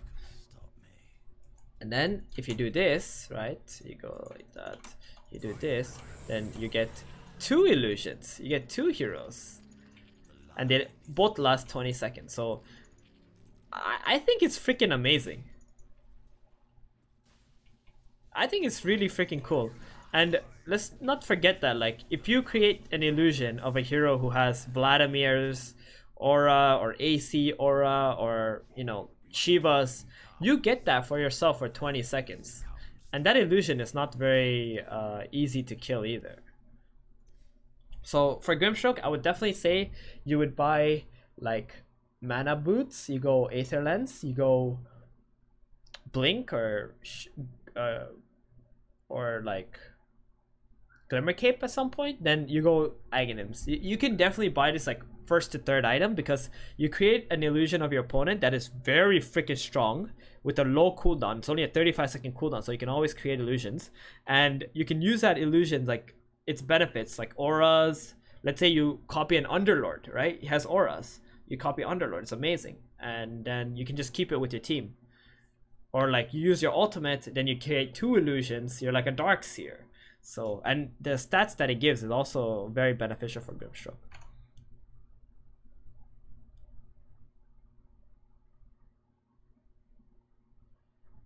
Radiance, also same thing. If your enemy has Radiance, you get that for 20 seconds for yourself in the team fight. Very good. So Gyrocopter, base attack speed increased from 100. So you got pretty much 25 free attack speed at level 1. It's pretty good for him. His skills are still kind of garbage, but if that will help him in the early game, it's nice. But there's also Io, who came back into Dota. Aha! So Gyrocopter is back. Gyrocopter is only good because of Io being in the game. Huskar, base armor increased by 1. Berserker's blood regen increased from 20, 40, 60, 80 to 25, 45, 65, 85%. So previously, I mean, what was it, just a flat regen before? It was always a percentage, right? I just didn't understand, because it says 80, it doesn't say a percentage there. So yeah, small buffs. Inner fire cooldown reduced. Also another small buff, just small buffs. Oscar. Invoker base damage increased by 3. Exor attack damage per instance reduced from 3 to 2. I think it's just scaling for the base damage. It ends up being a buff to Quaswex Invoker a lot more, since he'll have more base damage to play with in the early game. Levels and talent increased from plus 30 Chaos Media to 40. 35 attack alacrity damage speed to 45. Just other small buffs as well to Invoker. So mainly this buff is for Quaswex. Io added to Captain's Mode, added Scepter upgrade. Spirits now passively spawn around you constantly every second. Max of 5 spirits at a given time. Tether pull can now be interrupted if stunned during Timber Chain. So for the Io, the Timber Chain stunting, that's actually a pretty big deal. There's a lot of like mini stuns that can stop Io from tethering out. A lot of times Io tends to just stay a bit far away and then tether in to save someone. So now it's like, if you do that and you get mini stunned on the way to the hero, you're gonna get stopped and you can't save them. So that is a significant nerf for sure. Like Cold Snap or Luna's Lucent Beam can easily just cancel a tether. So let's just see his Aghanim, so what it looks like.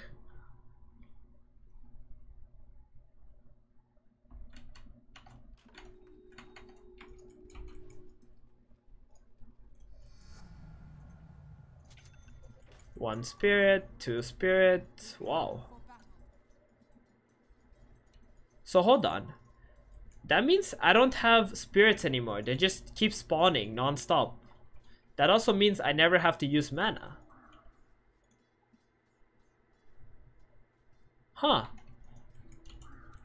It's actually pretty cool because this means that Io can just farm non-stop and he doesn't have any problems farming.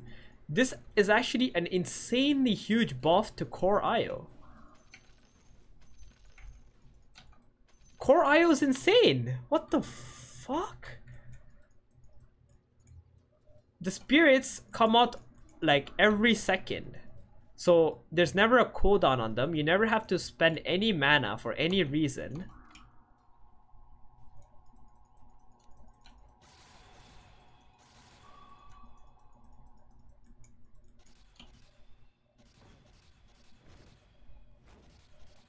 Every second the spirits keep coming out. And this is actually might be the one of the fastest farming heroes if he gets Axe. Because he can just throw out the balls, farm everything, you know, and you don't have to worry about shit, and you're also always pulling the creeps into you.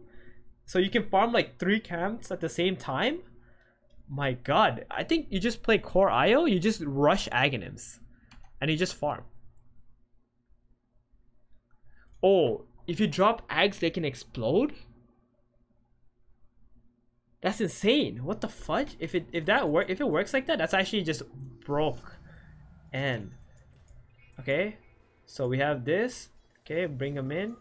Drop Ags. Oh no, they don't explode.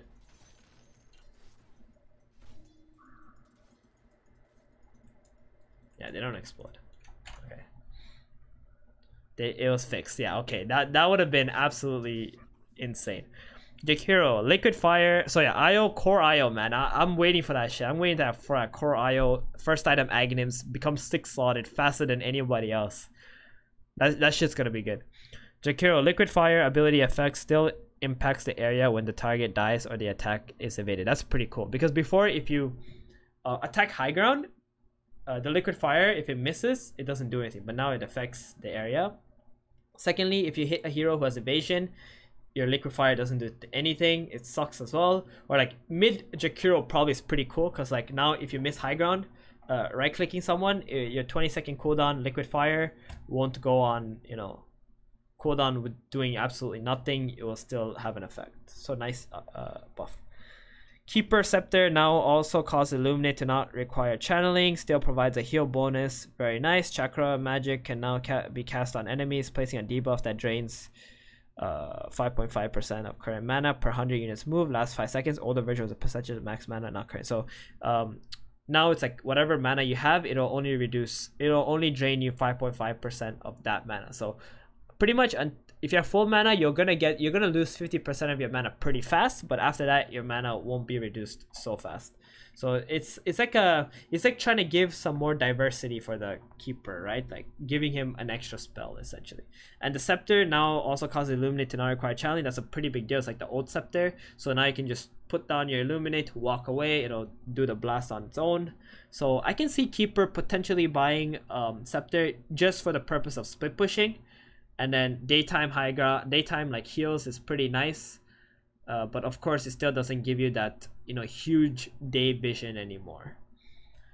So keeper can potentially buy it as a position 4, I would say. Legion Commander base armor increased by 1. Oh, and in terms of like when you buy this, it's I think item 3rd to 6th at best. Yeah, and IO 100% first item if you're a core for the scepter. First item. Buy scepter, push lane, farm non-stop. You have these balls that are doing damage all the time. Legion Commander, base armor increased by 1, small buff. Now has Lich now has 0.75 base manager, small buff. Strength gain increased from 2 to 2.4. Turn rate improved from 0.5 to 0.6. Small buff Selena. Lion, Finger of Death, damage per kill reduced from 50 to 40. Small nerf to Lion. I don't really think he deserved the nerf, but maybe with all the Aghanims being available right now, it's more likely that Lion will also get Aghanims at some point. So because of Roshan drops or something like that. So this Finger of Death damage per kill buff was like, or the 50 damage per kill thing is really cool with the Aghs in terms of like pushing out lanes with the Aghs finger and like doing the AoE team fight item. I mean AoE team damage. Yeah, you saw like Yapsor always buying Aghs. I mean like he was literally just bought an Aghs on Lion first item and then he just pushed creep waves with it. So it's pretty cool for that reason. I mean, Scepter cooldown is like 20 seconds at max level. So. Lone Druid, strength gain increased from 2.4 to 2.7. True form health bonus increased from 300, 600, 900 to 300, 700, 1100. So small buffs to Lone Druid.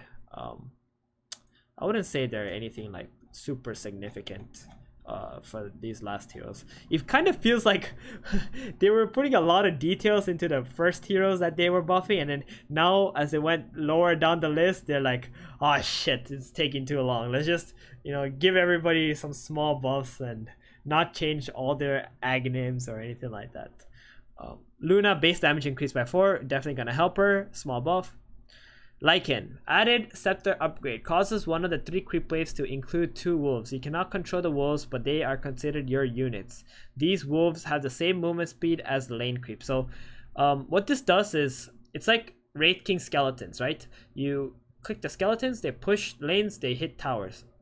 Lycan Aghanim, same thing. You have 2 waves. You have in one of your waves, some Lycan wolves will go. They will kill some creeps. You will get gold from it, and they will push the lane out for you, so you don't have to be there to like push out the lanes. And definitely only a 7th item. I can't imagine Lycan buying this in his first 6 items. It's a 7th item that you're buying just to consume it.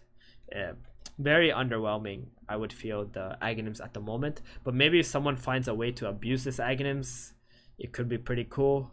But until then, like in my theory, in how it will work, it's pretty cool that it can push out lanes, but Lycan has so many other items that he can buy, that he actually needs to buy, and he already pushes lanes out very fast with the 2 wolves that he already has. He doesn't need these 2 extra wolves to show up in random lanes.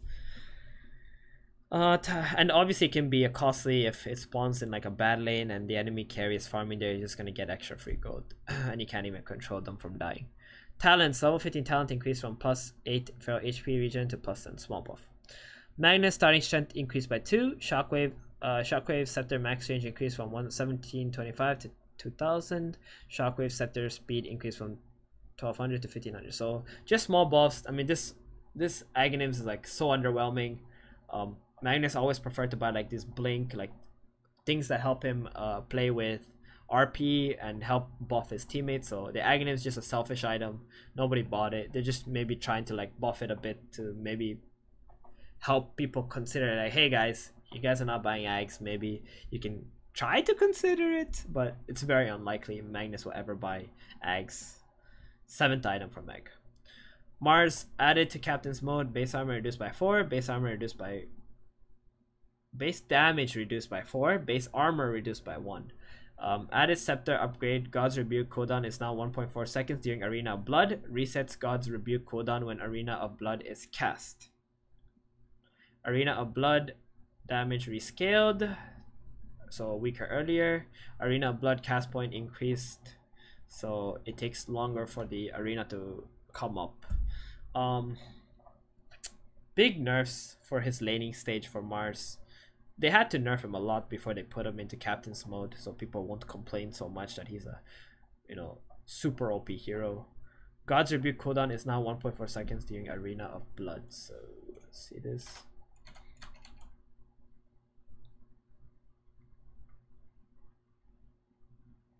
Some say all the great wars have already been won. What I say when we're done here. Prepare for battle.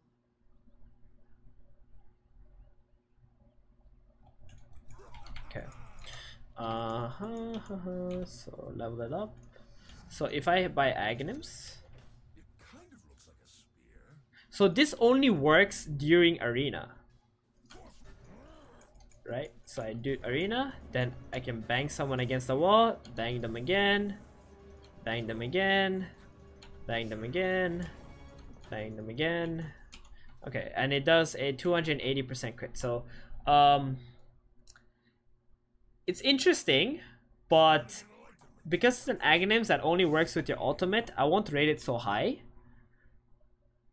Definitely an item that you would buy 7th or maybe 3 to 6, maybe 3rd to 6th item. You could potentially buy it just so you can keep you can burst people during the arena.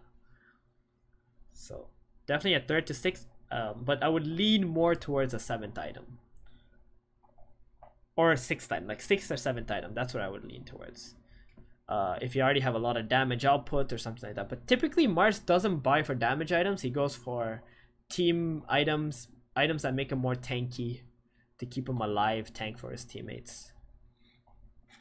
Medusa, agility gain reduced from 3.9 to 3.6. Level 15 talent reduced from 30% Mystic Snake to 25%. So nerfs definitely a bit significant because of the agility, but I would say that Medusa is still playable, especially with the towers not being super nerfed or anything like that.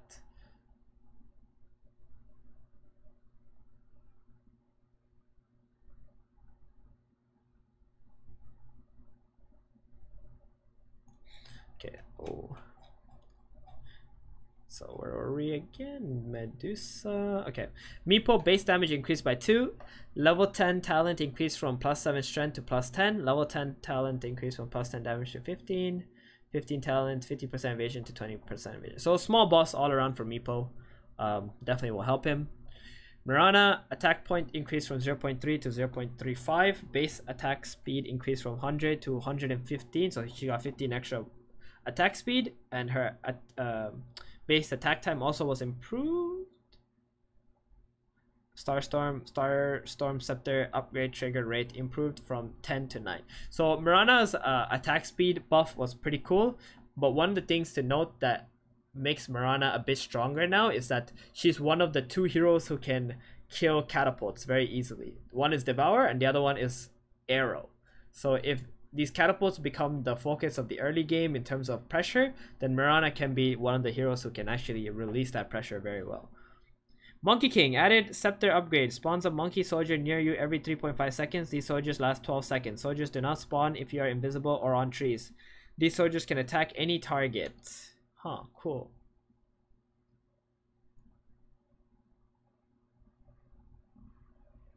Interesting. Let's check it out, what it looks like.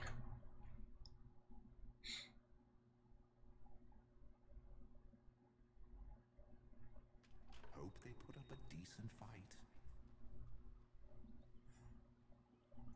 Hope we find trouble. Prepare for battle. Okay, so we're gonna get the axe. Scepter. So what skill? Oh, you need Wukong's command, right? In order for the monkeys to start spawning. So if you get Aghanims before level 6, it's not gonna work. So we get to level 6, we skill up the ultimate, or if you don't skill up your ultimate, you're not gonna get this thing. So they don't actually hit any. They don't actually hit. Oh, they do hit creeps. Oh, okay, they can actually push lanes, but their attack range is not so high. Okay, do they hit towers as well? Oh yeah, they hit towers as well. That's pretty cool. Then let's create a hero dummy. Okay. Oh, why do they move out like that? Oh, okay, so they have kind of like a spawn time. So let's say I'm walking away. So if they're gonna spawn here, and if I'm here, it doesn't spawn right on top of me. It just spawns where I'm going. it's kind of weird where they're spawning. You see, like, I didn't even walk there, but okay, so are they spawning where I walked to? No, they're not. It's just random. Like somewhere near me, they randomly spawn. That's how it works. Or maybe it's like some kind of like a rotation where they spawn like here, here, here, then here, or something like that. Let's see if it's like that. Oh no, it's just random. Random spawns where the monkeys go. And of course, they should probably have, you know, the effects from your right clicks. So we're gonna create an Echo Saber.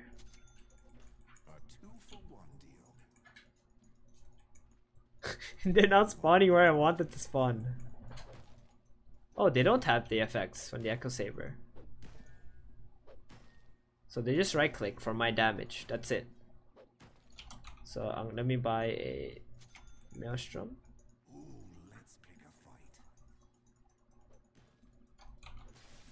Oh wait, they do have the Maelstrom effect though, but they don't have the Echo Saber effect. That's weird. So they can proc Maelstrom, they have my base damage, but they do not have the effects of Echo Saber, unlike the Wukong's command.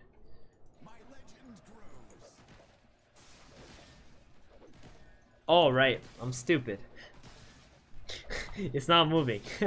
They do have the effects of the Echo Saber. They have everything. I just forgot that the Wukong's command don't actually hit twice. Kappa. It's just a double hit. There's no double hit. Wukong's command never actually hit twice. It always felt like it was hitting twice because when you're inside the Wukong's command and you're like running away, they're all hitting you, right? So it feels like they're hitting you a lot. But then they just don't hit twice. But they still slow you. So the Aghanims definitely slows you. It's pretty cool. Yeah, I thought it worked differently in Wukong's, but I mean, I guess you learn something new every day. I never noticed that the Wukong's command doesn't actually hit you twice. Or was that like fixed? Because I always felt like it did. But yeah, so they don't hit twice, but they apply the slow effect. Maelstrom works. So Monkey King with Aghanims, where would you put that? I don't think it's a third. It could be potentially a 3rd to 6th item. Only because like your split push becomes stronger. You're like throwing these like soldiers around when you're like, you know, hitting some towers or something like that. It could be really annoying for the opponent because they do the same damage that you do. So you could be like split pushing, you could be on the high ground, you jump in, one monkey comes out, 2 monkeys come out, they're both hitting the tower. It's gonna be pretty annoying to deal with. And it's also hard for the opponent to run past those commanders into your hero because they need to like run past them, right? So could potentially be a 3rd to 6th item. Definitely Monkey wants to buy it as a 7th item. It can do a lot. You could even consider it as like, I guess in this situation you would think if 3rd Roshan drops Aghanims, are you gonna give it to the monkey or are you gonna give it to your teammate? Most likely you're giving it to a better skill like from your teammate. But if there is a none, then sure, why not, right? I don't really see him spending the 4,000 gold just to buy it because the stats that Aghanims gives is not so good for Monkey King.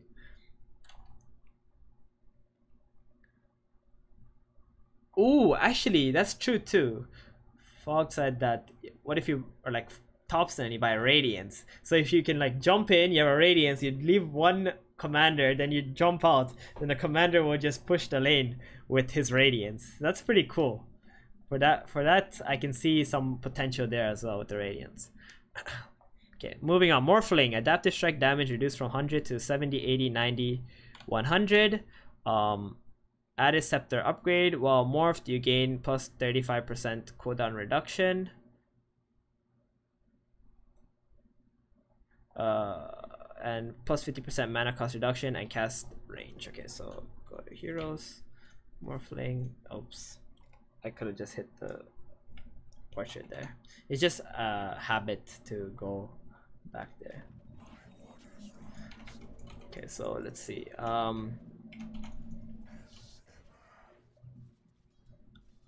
Level 2 max. You buy Aghanims. Let's just make an enemy axe. Right? You form to him, and all your skills. What if I buy a Blink Dagger and then I buy a Midas? So Midas has a 58% cooldown and 58 cooldown, 9-second cooldown. What if I turn back? Then normal Morphling doesn't have the cooldown. Okay, so refresh. So go here, Midas when you're using the replicate, and then you replicate back. It's pretty cool. Then Dagon, same thing. 22-second cooldown, and the cast range is absolutely insane. So what? It's 35% cooldown reduction at all levels, and 50% mana cost reduction also. So go like this, Dagon. Whoa. So what other items are pretty cool with this? E-Blade as well. You can E-Blade someone, and then it has a 13-second cooldown. That's actually insane. I can see a lot of different ways that, you know, you can do things. What if it's like this, right? You create hero,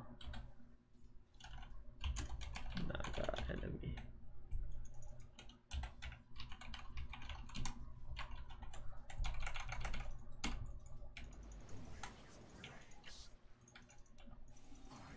Okay, then I just do this. I have a 20-second cooldown Naga Illusions. Pretty cool. It's actually really nice. There's like a lot, I'm sure there's a lot of different stuff that you can do with that.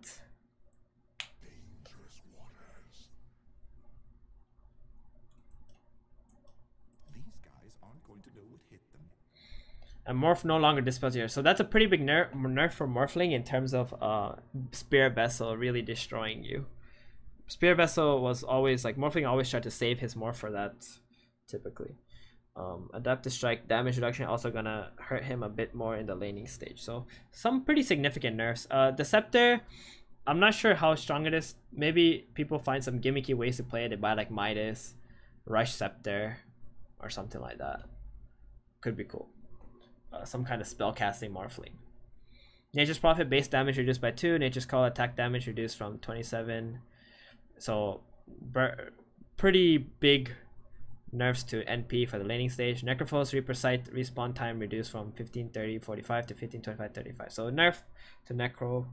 Night Stalker. Oh yes, this is a juicy one. Add a Scepter upgrade. Void is now applied in 900 AoE around you. Increase the Void mini stun duration from 0.1 to 0.6 and reduce cooldown by 2 seconds. Okay, this is for me the same level as DP, maybe even better than DP, because Night Stalker is not a hero that should be able to push out lanes. Like, he's this hero who's like single target, who does some shenanigans, you know, abuses his night vision and things like that. But now you buy this freaking item, you're level 7, you go to a lane, you do this. Oh, so I didn't scale it up. Just for that one reason, just for this one reason, this hero is OP. Okay, so now you have a tool. You don't have to buy no Midas, you don't need to buy no Battle Fury, you don't need to buy no Maelstrom. You can just buy this Aghanims that gives you HP, mana, stats. You go to lanes, you push out lanes, you farm, you can get to your next item on your Night Stalker. You can always scale no matter what. Then, on top of that, if it's nighttime, right? If it's nighttime, you skill this. You do this. These guys cannot move for 4 seconds.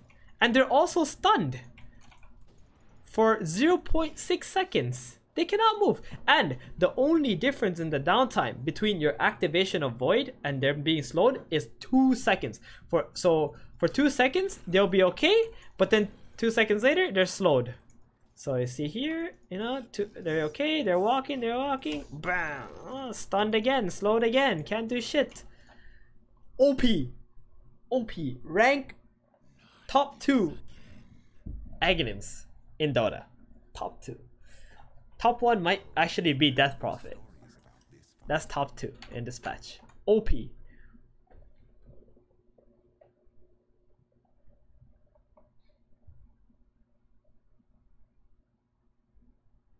So for me, if it's at NS, you buy your boots, you buy Power Treads or Bracer or Phase Boost, Bracer, whatever it is, straight Aghanims. Next item, just go straight Aghanims. Don't buy Urn, don't buy, I mean, you can buy Urn, it's okay.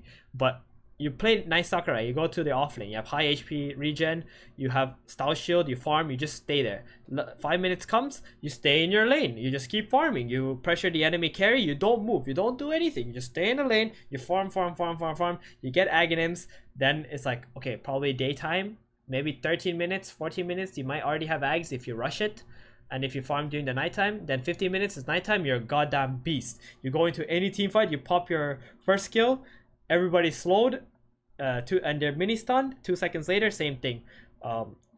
Or if it's daytime, you just go to a lane, you push out the lane, you farm. You get next items, you wait for your nighttime, or you wait for your ult to come off cooldown. You can do so many things now with this Night Stalker, as long as you have Ags. If you don't have Ags, then your daytime is so miserable. You go to a lane, you have to hit a creep. Hit a creep, hit a creep. You can't push out lanes, you can't do so much. But with this, it's amazing. It's also a very good tool for you to help, like, accelerate your farm, and it gives you good stats. Before, Night Stalker Ags, you bought it, but then you never scaled. You can only use it to like give vision and blah blah blah. But now it's like it helps you farm, so you don't need no Midas, right? How many times do you guys see like Midas being bought on Night Stalker?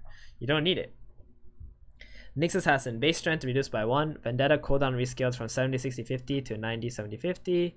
Talent 30 move speed. So all nerfs for Nyx. He was a top pick, so he just got nerfed. Ogre multicast 2x cast chance from 70 to 75. Level 25 talent increased from plus 275 to plus 300. So pretty cool buff on Ogre Magi. I like it. 75%. That's like, 3 out of 4. Before it was a little bit less than 3 out of 4, so that's cool. I can see some play for Ogre. Omni Knight Guardian Angel Scepter now also provides 40 HP sec regen, affects building. So the Aghanim Scepter can not only give you a glyph to your buildings, but can also heal them. The only other hero who does that is Trem Protector. I can definitely see some play for Omni Knight. Definitely a 3rd to 6th item purchase for Omni Knight, especially since all the other team items got nerfed. Just gonna try to speed up beat here. Oracle base attack time increased from 1.4 to 1.7. Level 20 talent reduced from plus 50 movement speed to plus 4. So Oracle had like one of the best base attack times. So now he's like slower.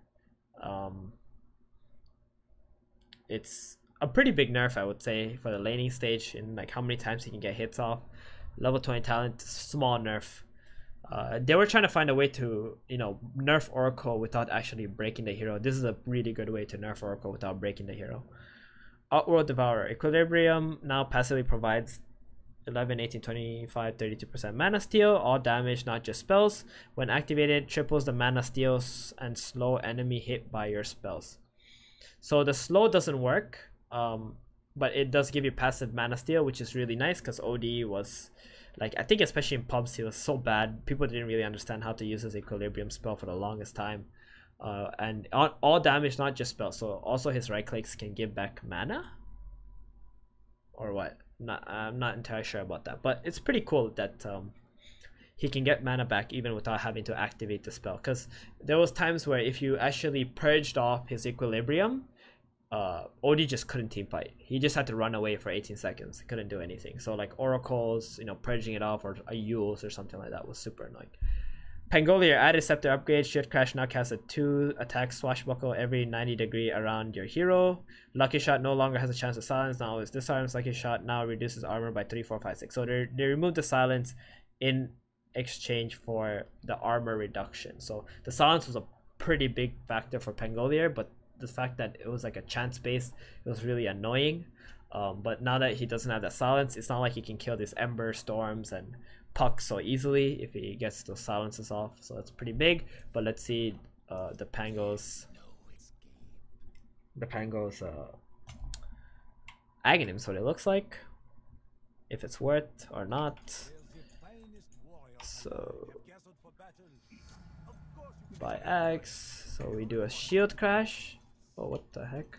Prepare for battle. Whoa, okay. That's cool.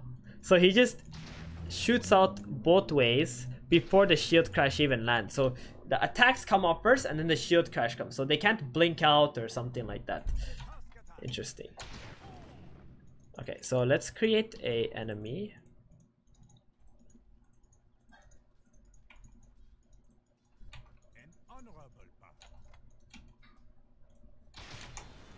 So the shield crash can actually disarm people and do some shenanigans as well.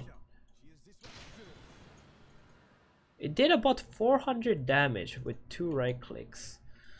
Interesting.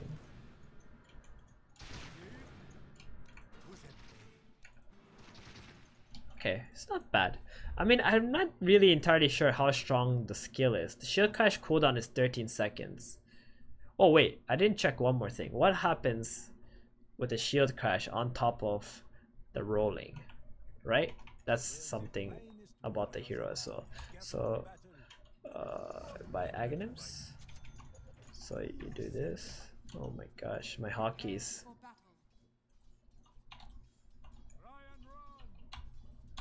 For battle. What happened?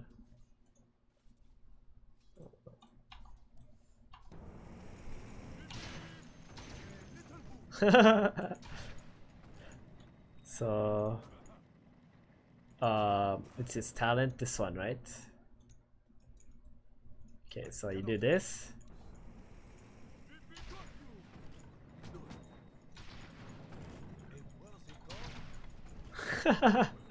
It's so funny because now Pangolier can actually attack people with the Swashbuckle while he is rolling, as long as he has a level 15 talent. That is some funny stuff. Which also means that he can disarm people while he's rolling and do damage. I mean, it sounds so gimmicky. I would say at best it's only a 3rd to 6th item because you need the level 15 talent before you can actually utilize it really well with the shield crash and the rolling. But it could be, I mean, like if Pango gets a 6 slots, which actually happens quite often since he can farm waves really fast, he buys the 7th item at Aghanims. It's really good in the late game. And if you have a lot of damage on Pangolier and you have that, you know, always shooting out when you're rolling in, it's gonna do a lot of friggin' damage. So I can see it being potentially a 3rd to 6th item or 7th item for sure he will buy. Phantom Assassin added Scepter upgrade. Blur now has instant cast time and applies a Dispel. Anytime you get a hero kill, your abilities are refreshed, reduces Blur cooldown to 12 seconds. So good. Like this, like, I wouldn't say it's an item that you buy early, but definitely a 6th or 7th item is amazing because PA in the early game will kill people, and her being able to reset her skills and having that Dispel is absolutely amazing, right?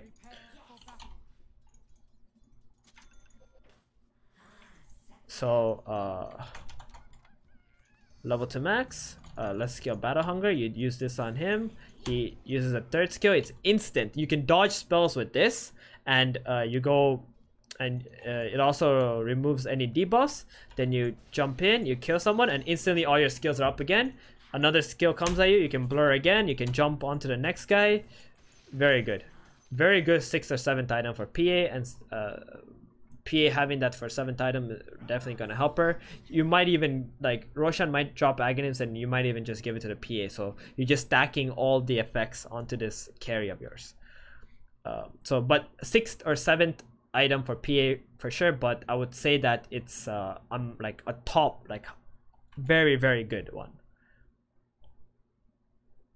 The only reason why I wouldn't say it's like a 4th to 6th item is because she wants a lot of damage items, right? She wants like her treads or phase boots, Battle Fury, Desolator, BKB, then Satanic. Like those items are not gonna be worse than Aghanims, because the Aghanims effect are like not so good in terms of like the stats that it gives, right? Like sure, it upgrades your skills, but stats are what's important for the Phantom Assassin. So that's why I say 6th or 7th item only.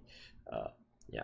Phantom Lancer strength gain increases from 2 to 2.4. Agility gain increases from 3 to 3.2.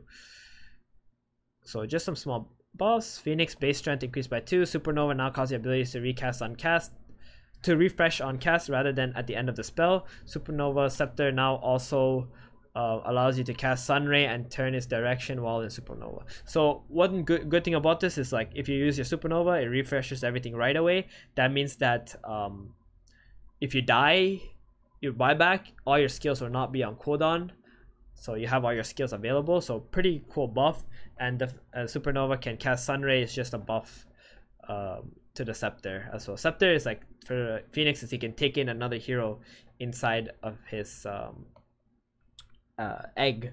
But this one, where it causes your ability to refresh on cast, if that works on your allies as well, that means if, let's say, you take a TBN, even he dies, it will already refresh his metamorph right away when he gets put into the egg. So if he buys back, he's gonna have a metamorph available.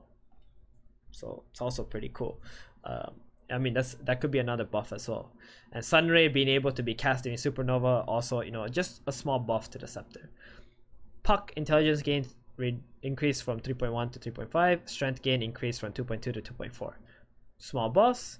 Pudge base intelligence increased by 2. Small buff. Level 15 talent from 12% rot to 16% rot slow. Another small buff again. Int is pretty nice for Pudge. Pugna now has a 0.5 base mana regen buff. Agility gain increased from 1 to 1.3. Small buff. Netherward mana loss increased from 0.25 to 0.3, and it scales to 1.2. Pretty good buff. Razor, Eye of the Storm. Eye of the Storm Scepter no longer increases attack rate. Eye of the Storm Scepter now hits up to 2 different unit strikes instead of 1. Still affects buildings. So that means that it doesn't hit Scepter no longer increases attack. So the Scepter now no longer hits one. It doesn't hit one unit 2 times, but it will hit 2 different units. So that means it's actually decreasing the armor on 2 different units.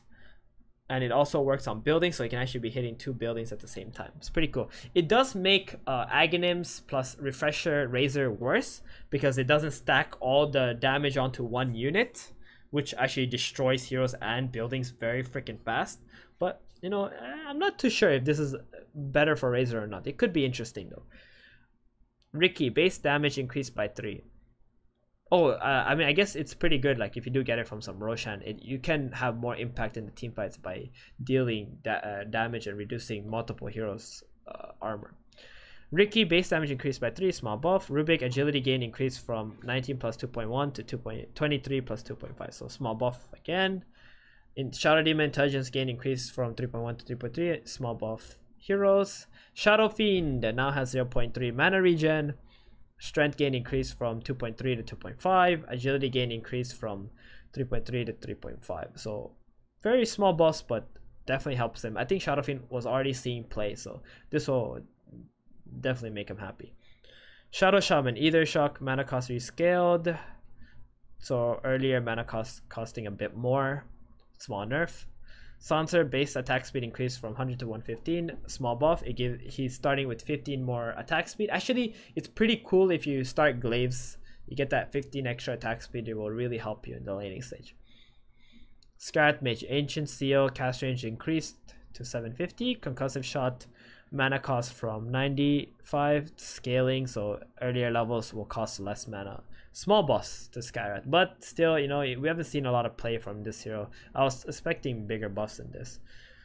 Slaughter added a Scepter upgrade. Slithering Crush now creates a puddle of water that is considered a river for bonuses. Provides 25 HP regen, 12 armor, 40% status resistance while in puddle or river. In addition to a normal Guardian Sprint river bonuses. Puddle AoE is 550. Puddle lasts for 25 seconds. Guardian Sprint now passively provides an extra 5 to 50% movement boost in the river with unlocked max speed, rather than a fixed 700 at level 4 when activated. Level 25 talent change from a plus 1.25 Slithering Crush stun to minus 4.5 Slithering Crush go. So just gonna take a look at this.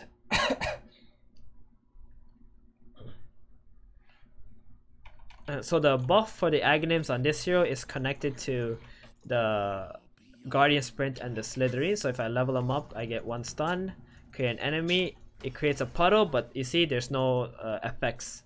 But if I level up my Sprint, now it gives me armor, HP regen, and some status resistance. So level to max. I use my sprint. I have 574 without any boots. Let's give him power chat. 600 movement speed in a puddle, but only in this area. But it still has an 8-second cooldown.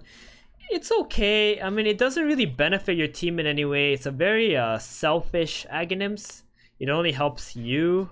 So I really don't like it that much. I don't feel. I mean, it makes him tanky, but it's like so selfish. And it doesn't actually help you farm in any way either. It only gives you some HP regen for farming, but it doesn't increase your farming speed. So because of that, I would rate this scepter very low. Probably, if ever, a 7th item for Sara or something like that. Slark, base attack speed increased from 100 to 120. So he gets 20% bonus attack speed at level 1 now. Shadow Dance, passive health regen rescaled from 357 to 567%. Shadow Dance scepter range increased from 3 to 4 to. So small buff to Slark. Hopefully people are gonna play him. That's the intent there. Added scepter upgrade grants you a new ability. Shadow Step allows you to perform a single target unit haunt. Cooldown 70, mana cost 180. So pretty cool. I like this one. This one seems really interesting. And Spectre is one of those heroes where if you do get a Scepter Shard drop, like you want to stack whatever positive effects onto this hero. She's a lot like Phantom Assassin. You just want to stack everything onto these hard carries. So you buy Aghanims. Let's create some enemies.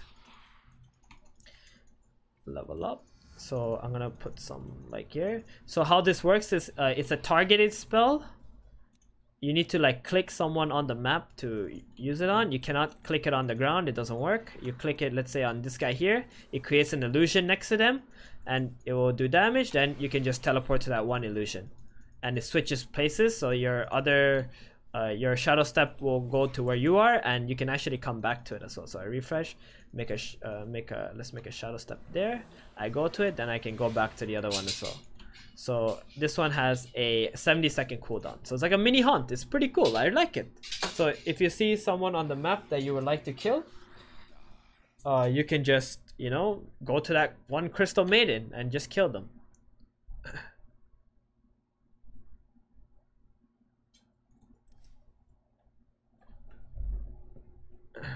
So, someone was asking, all heroes should be 4th to 6th item the Aghanims. Why I say 7th item is because Aghanims, you can eat it now, right? So you buy it as a 7th item and then you invest that extra 2,000 gold, then it doesn't take an item slot in your inventory. Spearbreaker. Base health regen increased from 0.75 to 1.25. Bodo's status resistance increased to 70%. Bodo's movement speed increased to 32%. Greater bash. Stun duration rescaled. So earlier levels it bashes less. Greater bash damage rescaled. So earlier levels it does more damage. Charge of Darkness. Mana cost reduced from 100 to 7. So he has more Charge of Darkness, which is pretty big. For Spearbreaker, another Scepter cast range increased to 950, another Scepter radiance increase. So these are all buffs, to be honest, for Spearbreaker, apart from that, you know, that little like stun duration on the bash, but in exchange he gets more damage output. So pretty cool buffs to Spearbreaker. I can see this hero being played. Techies now has 1.0 base mana regen, so he starts with an extra 1 mana regen. TA added Scepter upgrade grants you a new ability. Psionic Projection allows you to teleport to any psionic trap after 2 seconds. Channel 2 seconds channel does not break meld. Cooldown 30. Mana cost 100. Detonates the psionic trap on arrival. So let's see how that looks like.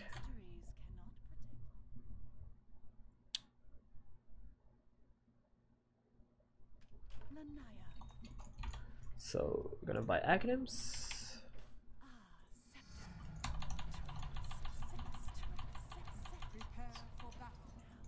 Okay, so now we just teleport to one of these things, right? We go here, it takes 2 seconds. She can go invis, but oh, it actually cancels. If you, it's a channeling spell, so you stay invis first, and then you can activate it if you want. And you go there, then you pop invis. I mean, you pop the trap, and you're still melded. You can hit somebody right after that. Yeah. So let's see, like this. Oh wait. So you do need to be, you cannot cast anything while you're channeling the spell. So I do this, I get to the trap, it pops a trap, I hit him, and that's it. Pretty cool.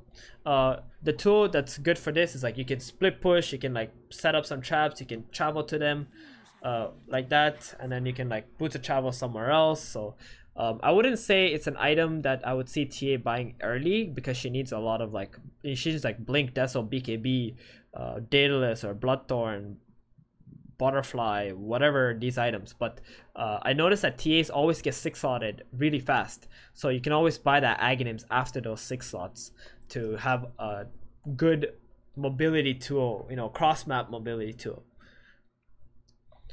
Terrorblade, I mean, so I would say 3rd to 6th item, but I would lean more towards 7th item for TA. Terrorblade, added scepter upgrade. After casting Metamorph, a wave travels outward in all directions, causing enemy heroes to become feared for 3 seconds upon impact. Wave starts traveling after 0.6 seconds and has a travel speed of 1000. Spell immune units do not get hit by the wave, has a global sound effect. So that's pretty cool. I mean, for 3 seconds, they're stunned. Terrorblade pretty much has a stun for 3 seconds now.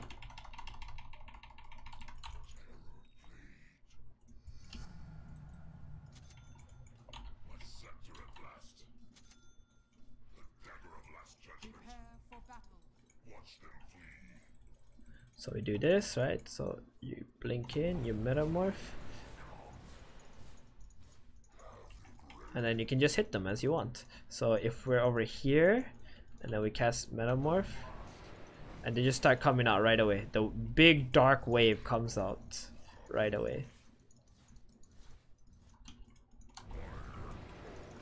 3 second stun. So it's pretty cool. Like, you know, you're a Terrorblade, and let's say you have like some BKB. I'm just gonna eat this scepter, right? So you have like, you know, some BKB, Manta style, RSNY, whatever. Okay, so yeah, like this, you know. Blink, you do this. You just hit people. It's pretty cool. Like, it's a 3 second stun. That's what matters. They can't cast spells, they can't cast items. They're just running away from you. But in terms of item purchases that you would buy, Terrorblade doesn't want to buy the Aghanims before he's pretty much 6 slotted. But if, let's say, Roshan drops an Aghanims, then definitely Terrorblade would want that, because having that as early as possible without having to invest the 4,000 gold into it would be huge for TB. But as a 7th item, definitely will buy it, so he has the stun available for him. But of course, TB wants, you know, the Manta, the Butterfly, the Skadi, the items that make him super tanky, impossible to kill first, and then he would want to get that scepter. Reflection no longer affects illusions. This is huge, huge, because TB was pretty good playing against Phantom Lancers and Naga Sirens and these illusion based heroes, but now it doesn't affect them. So these heroes who buy Diffusal Blades can actually burn TB's mana, and he can't do anything against it. So this was actually an insanely big nerf to Terrorblade. He has such a hard time now playing against Phantom Lancers and Naga Sirens who are buying Diffusal Blade and always burning his mana. Huge, huge, huge nerfs.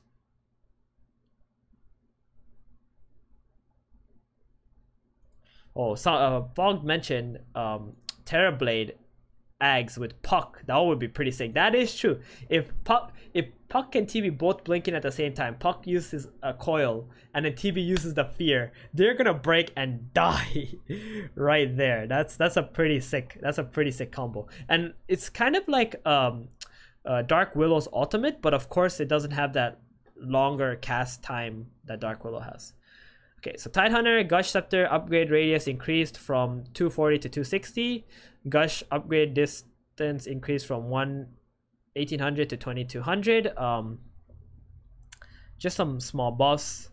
Strength growth, Timbersaw strength growth increase, intelligent gain increase, base armor increase, talents changed from buffs, 6% spell lamp to 2.5 mana regen, 25% XP gain to 225 health. So I think this is a nerf actually. I think Timber benefited from the XP.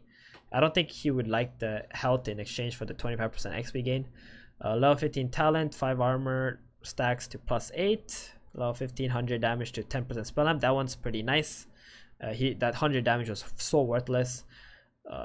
Timber level 20 talent, 15 strength to 20. So overall buffs for Timbersaw. Tinker now has 25 mana regen. Intelligence gain increased as well. Low 10 talent 6% spell to 8%, good buff. And the other talent was 75% cast range to 100 cast range, also good buff. So some decent buffs to Tinker. Tiny intelligence growth increase from 1.6 to 2.2. Added scepter upgrade. Guarantee a new channeling ability. Tree volley. Every 0.4 seconds, a random tree within 525 attack range of your hero will be thrown towards the target AoE, dealing 120% of your damage to enemies in that area. Target AoE 400, cast range 1300, max channel 2.4. This is a cool one. Watch. Okay.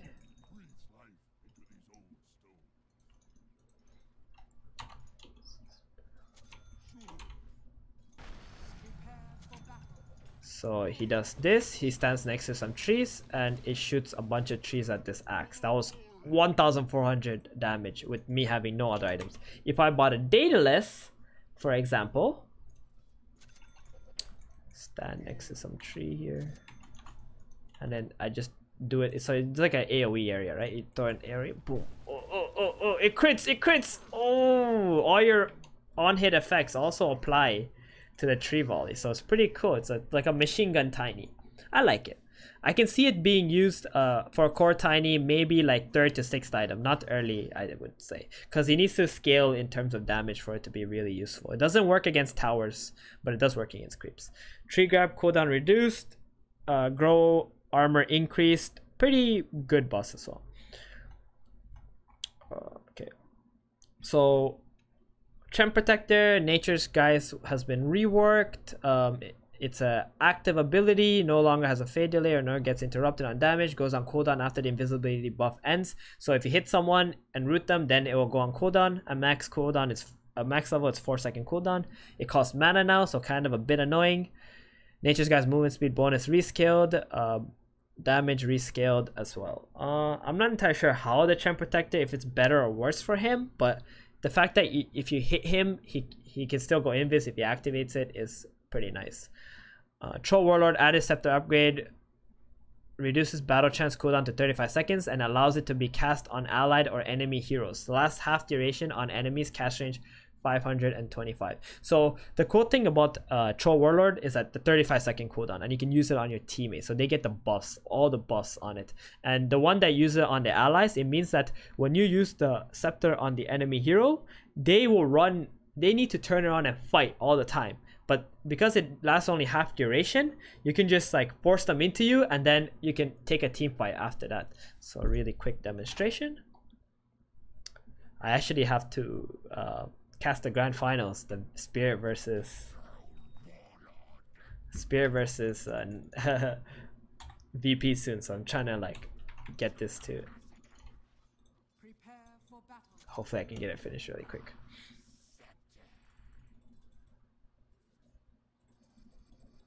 Okay, so I do this, and the axe has to run towards me. And then it finishes, and then your teammates can just take a team fight. So there's a lot of cool ways that you can use that. But the fact that it's a low cooldown compared to the 90 seconds that he normally has is nice. For a carry troll though, you would definitely just get it as like a 3rd to 6th item if there's a teammate that you would like to use it on. But if not, you would just get it as a 7th item just so you can eat the Aghanims. But if you can eat it from the Roshan, the buff, then it's really good. Tusk Talents, mostly boss here. Underlord, Pit of Malice, radius increased, Pit of Malice cooldown reduced. So just some slight buffs. Undying, Soul Rip cast point improved, so it's easier to cast it. Tombstone zombies now treat illusions like creeps, requiring 2 hits to kill rather than 1. Tombstone takes 1/4 damage from creeps illusions rather than 1 and 2. 1 and 4. So it just buffs and really good against like it's not so weak to illusions as it was before. Vengeful Spirit, Nether Swap now has 0.25-second cooldown to prevent accidental uses. Just pretty much like a fix, I would say. It's not even like a change. People kept like swapping, using both of the swap instantly because of some bug reasons. Venomancer base int increased, base attack speed increased, so he got 15% more, 15 more attack speed.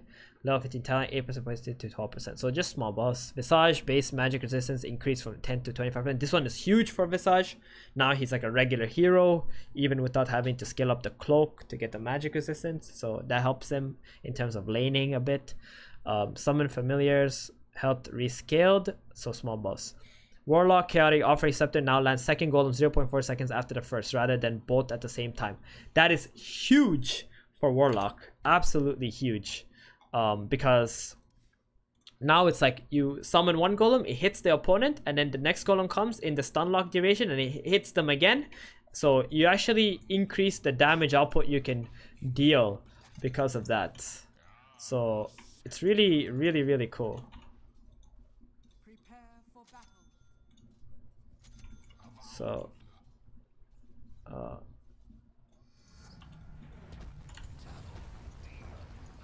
so he pretty much, you're stunning someone for like about 2 seconds, and your golems will have more time to hit and do that duration. Very, very big buff for Aghanims. Fatal Bond count rescales from 3, 4, 5, 6 to 6. Fatal Bond rescaled from 25% to 13, and it maxed out at 25. So about the same. I'm not entirely sure how it'll work out early, but it'll be more annoying in the team fights having the lower level Fatal Bonds latch on to more heroes. Talent level 25 increased from 25. So another small. Weaver now has base mana regen additional and base attack speed, so he gets 20 more attack speed. So pretty good Weaver boss in the early game. Wind Ranger Rework Scepter now adds 2 charges to Wind Run and increases movement speed by 45%. So this one just gives her 2 charges and just gives her additional 45%. She can still be slowed. I really don't like this Aghanims change. I don't feel it's very impactful. I think the Aghs before was even better. Focus Fire cooldown reduced. This one is just to balance for the Scepter effect, since she cannot buy Scepter to improve her Focus Fire anymore. And some level 10 challenge from 30% Wind Run Soul to -2 seconds Chakra Shot cooldown. Pretty nice. This Wind Run Soul was like not very effective. Level 25, 35% mini stun to -20% Focus Fire damage reduction. So lets her scale better in the late game. And then Winter Wyvern, Arctic Burn Scepter mana cost per second reduced from 40 to 30. Just small buffs to the Scepter. Witch Doctor Death Ward damage increased. Small buffs for Witch Doctor. And Zeus now has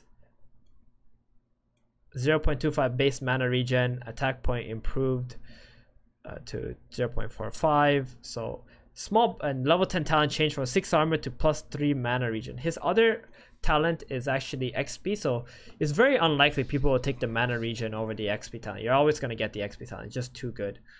But yeah, but it's pretty cool. It's a he gets some nice buffs. So overall 7.22. I feel it's pretty nice. I like all the changes that are here in terms of the heroes and the Aghanims. My 2 favorite ones by far, Death Prophet and Night Stalker. I think those heroes are insane. I want to see it. I will bet everything that Night Stalker is broken right now. You guys should definitely go out into your pubs, try to play some like Power Treads or Phase Boots into like a Bracer, Night Stalker, or even Earn, and then go straight into Aghanims and just see it work. Just go push out some lanes, join some team fights with your ultimate, slow down everyone, hit them, do your shenanigans. So good. DP, same thing, buy your Aghanims, farm, get items, scale well. So good. But yeah, so some really cool changes, and those are pretty much all the changes in terms of the heroes and the Aghanims. We saw every single Aghanim change. I'm very impressed. Oh, I also like the Elder Titan one. That was pretty cool. I think it's a really nice early game item for ET, so he can get his spells off really well. Oh, Dark Willow, that was another one that was really cool. I think Dark Willow adds some really good shit. So much damage output. I think she's also somewhere really high up there in terms of a scaling hero. But yeah, so that's it for that. So we've done pretty much all the heroes and the changes, and thank you guys for watching the patch analysis and what my thoughts are on why the changes happened or why they were like that. And I hope that you guys were able to learn something and you know, we're able to enjoy this analysis. Thank you.